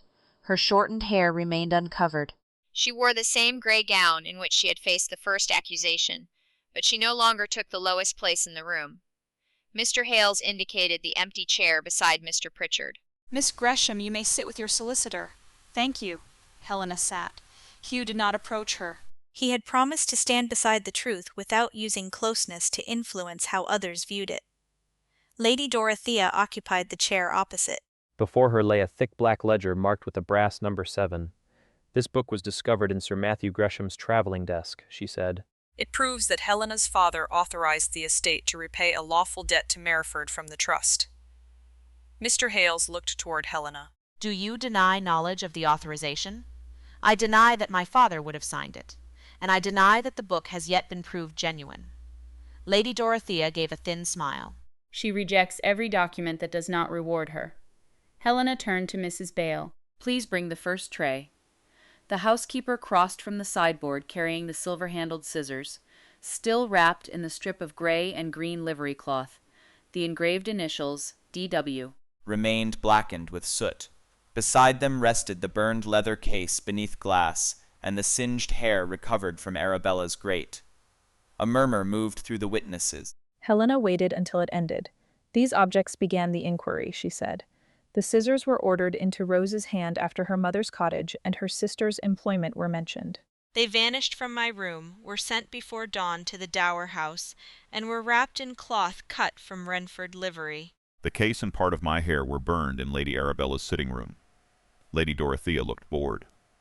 None of that concerns the trust. It concerns the method. Threaten the powerless. Remove the object. Destroy what can be destroyed. Place blame where rank will protect it. Helena looked at Rose. Tell Mr. Hales who ordered you to cut my hair. Rose's face paled, but her voice held. Lady Dorothea did. And who threatened your family? Lady Dorothea.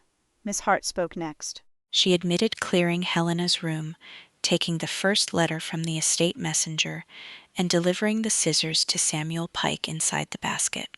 She also admitted that Lady Dorothea had given her the stolen plain seal, and instructed her to place the forged demand beneath the blotter.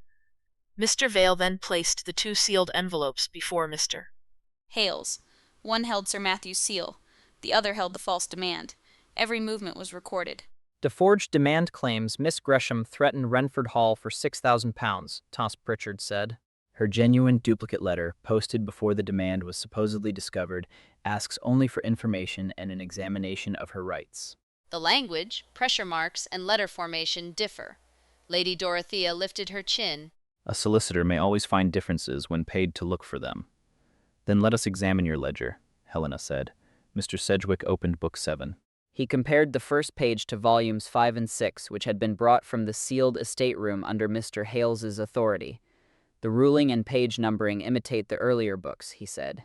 But the bank entries do not match our records. Lady Dorothea's expression remained fixed. Banks make errors. Not this one. Mr. Sedgwick pointed to an entry dated March 1853. This claims Mereford received £1,000 from the Gresham Trust. The Mereford account shows no such receipt. The same day, £1,000 entered the Wrenford Improvements account. Hugh opened the leather case. My father's private memorandum records that he refused repayment from Miss Gresham's settlement. Mr. Vale handed the document to Mr. Hales. The disputed Wrenford debt remained unpaid when the late Duke died. Mereford never received trust money. Helena looked at Lady Dorothea. You used his name to conceal where the money went. Your father caused the loss, Lady Dorothea said. Wrenford had a right to recover. Thomas Pritchard placed the late Earl's letter beside the ledger. Not from the beneficiary's protected principal, and not after the temporary authorization expired. Mr. Sedgwick turned the ledger toward the window. There is more. The paper bears the watermark of Harcourt Mill with the year 1857. The room became silent. The earliest entries in this book are dated 1851, he continued. They were written on paper not manufactured until 6 years later. Lady Dorothea's hand moved toward the ledger. Mr. Hales closed it first. Do not touch the book. Arabella began to cry without sound. Helena looked at her, then at the woman who had taught them both that survival required another woman's diminishment. Who prepared it? Mr. Hales asked. Lady Dorothea said nothing. Miss Hart did. Mr. Bell, the former estate clerk, her ladyship paid him to copy the older hand. He brought the book 3 weeks ago. Where is he? At his sister's house in York. Mr. Hales instructed one constable to write the name. Lady Dorothea rose. You cannot accept Sir Fizet's accusations judgment. No. Helena said. That is why we also brought the bankards, the late Earl's letter, the false release, seal, the forged. Demand, the genuine duplicate letter, Arabella's statement, and your counterfeit ledger. Arabella stood unsteadily. Mother told me Helena's money would become my marriage portion. She said once I was a duchess, no one would dare reopen the accounts. Hugh's voice carried across the room. She was mistaken. Lady Dorothea turned toward him. You encourage this spectacle because you prefer a ruined dependent to a suitable bride. I encourage nothing. Hugh's expression was controlled, but his words struck with ducal finality. Miss Gresham directed the inquiry. I submitted my house to the same examination she demanded of yours. That is the difference between authority and concealment. Mr. Hales rose. The Wrenford accounts will be frozen pending formal investigation. Lady Dorothea will surrender all estate keys and financial papers. The disputed release and ledger will be secured by the county bank and Mr. Pritchard. No action may be taken against Miss Gresham, Rose, Miss Hart, Samuel Pike, or their families for testimony given here. Lady Dorothea's face seemed to age in a single breath. and my position, you will have no further authority over the Gresham Trust. Questions of forgery, unlawful conversion, and conspiracy will be referred for prosecution. She looked around the room for someone willing to preserve her dignity. No one moved. Helena did not smile. Justice was not pleasure in another person's fall. It was the restoration of what their power had taken. Arabella's settlement must not be paid from the trust, Helena said. But I do not ask that she be left without necessities. Arabella stared at her. Why? Because deprivation should not become the only language this family understands. Mr. Pritchard inclined his head.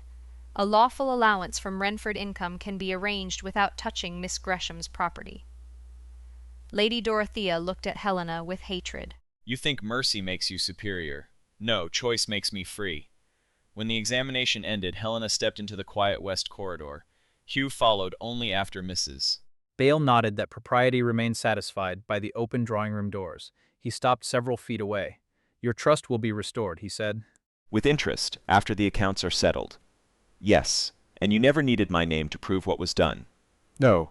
A shadow of pain crossed his face, quickly mastered. Helena moved closer. That does not mean I did not need you. Hugh's breath caught. Helena, you believed me before the papers. You stayed when your own family name entered the accusation. You allowed me to correct you when protection became control. She held out her hand. He took it carefully. I love you, he said, with none of the grandeur society expected from a duke. I love your courage, your restraint, and the truth you demand from everyone, including me. I do not ask you to answer, because justice was done today. I ask only whether I may hope. Helena lifted her free hand to his face. You may do more than hope. I love you too.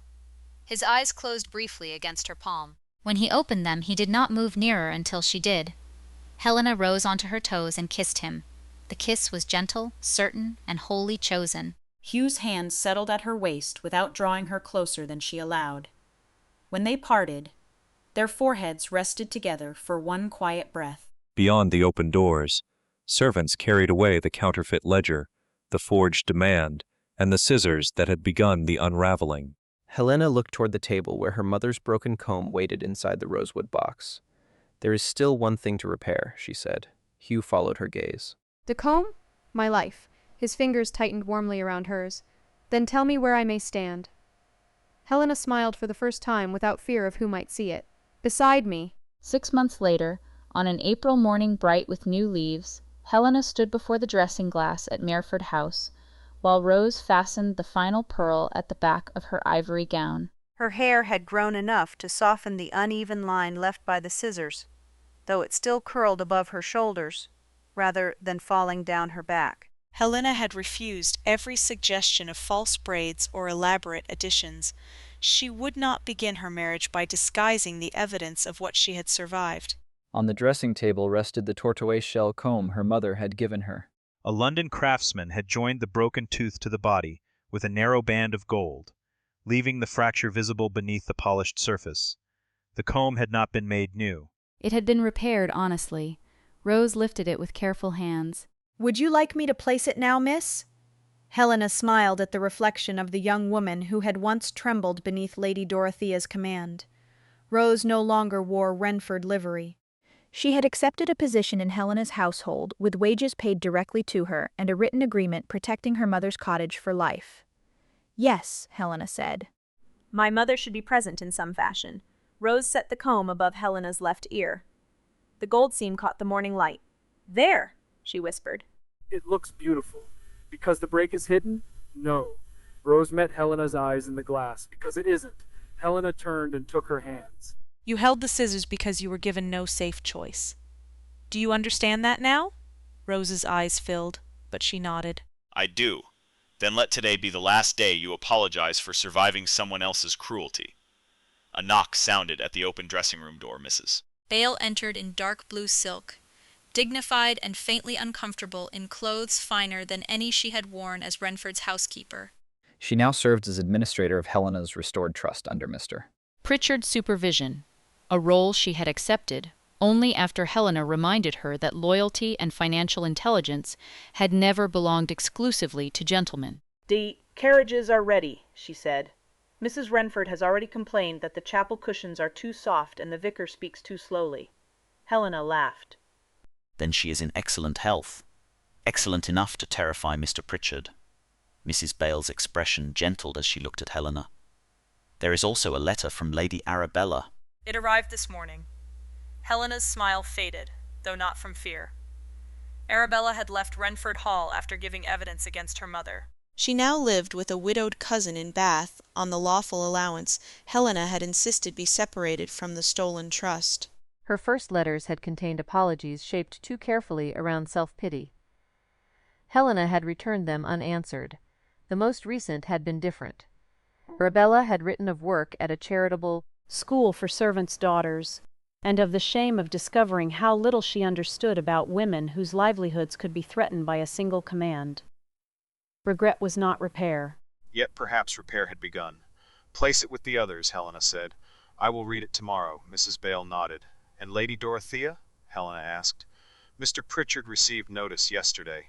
She has agreed to surrender her remaining claim over Wrenford property in exchange for a reduced charge and permanent removal from estate administration. The court will decide the final penalty, but she will never again control a trust, tenancy, household wage, or family settlement. Helena absorbed the news quietly. Lady Dorothea would not be left destitute.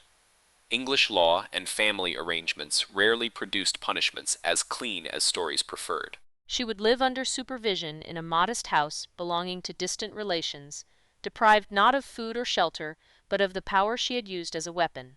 Mr. Bell, the former estate clerk, had confessed to preparing the counterfeit ledger. The false release had been voided. Every pound taken from Helena's trust had been traced, and the Wrenford estate had entered a repayment agreement secured against future income. Hugh's father had received none of it. The Mereford name had been cleared, not by silence, but by examination. I thought I would feel triumph, Helena said. Mrs. Bale understood whom she meant. Do you? No. Only distance. That may be the kinder freedom. Helena looked once more at the repaired comb. Yes. I believe it is. The chapel at Mereford stood at the edge of an orchard where white blossoms drifted across the path like quiet confetti. Helena traveled there in Mrs. Wrenford's carriage rather than the ducal coach Hugh had offered. It was not defiance now. It was remembrance. The smaller carriage had carried her away from Wrenford Hall on the first day she chose her own destination. Hugh had understood without explanation. Inside the chapel, no crowd of London spectators waited to measure the worth of the bride. Sir Jonathan and Lady Fenwick sat beside Mrs. Wrenford, Mr. Pritchard, Mr. Vale, Mrs. Bale, Rose, Samuel Pike and his parents, Miss Hart, and several Mereford tenants filled the remaining pews. Hugh had invited no one whose presence would turn Helena's happiness into a social performance. He stood near the altar in a dark mourning coat, his scar visible beneath the light from the east window. When Helena entered, his face changed with the same unguarded recognition she had first seen across the dining table. Not surprise, not possession, wonder. She walked toward him alone. No male guardian transferred her from one authority to another. At the altar, Hugh held out his hand and waited. Helena placed hers in it. The service was simple. Their vows carried no trace of rescue or debt. When Hugh promised to honor her, his voice roughened. When Helena promised to walk beside him, she felt his fingers tighten around hers. After the register was signed, the witnesses gathered in the orchard for breakfast beneath a striped pavilion.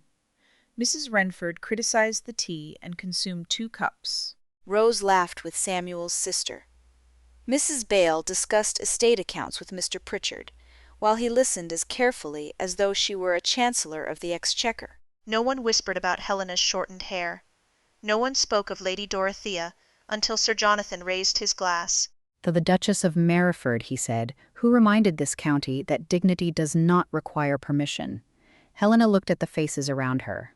Some had once accepted Lady Dorothea's version because it was easier. Now they stood because the truth had required them to change.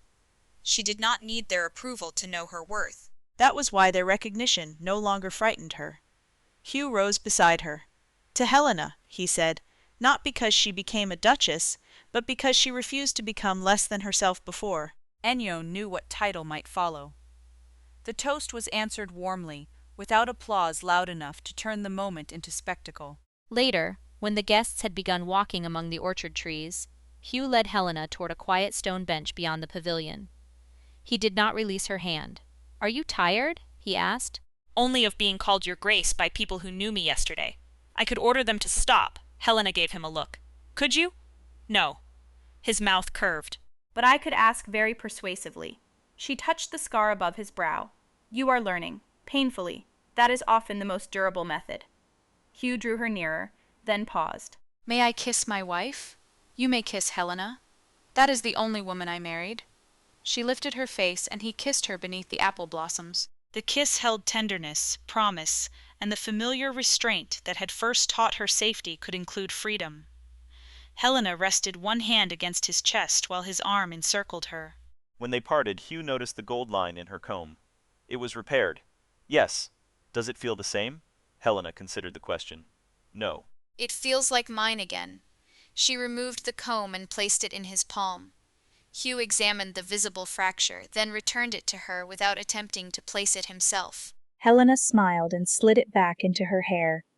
Beyond the orchard, the windows of Mereford House shone in the spring sun. It would not become another beautiful prison. Her trust remained under her own authority. Her correspondence would never pass through another person's hands without consent. Rose's wages were hers. Mrs. Bale's office was hers. Every tenant on Helena's future dower lands would receive written protections against retaliatory eviction.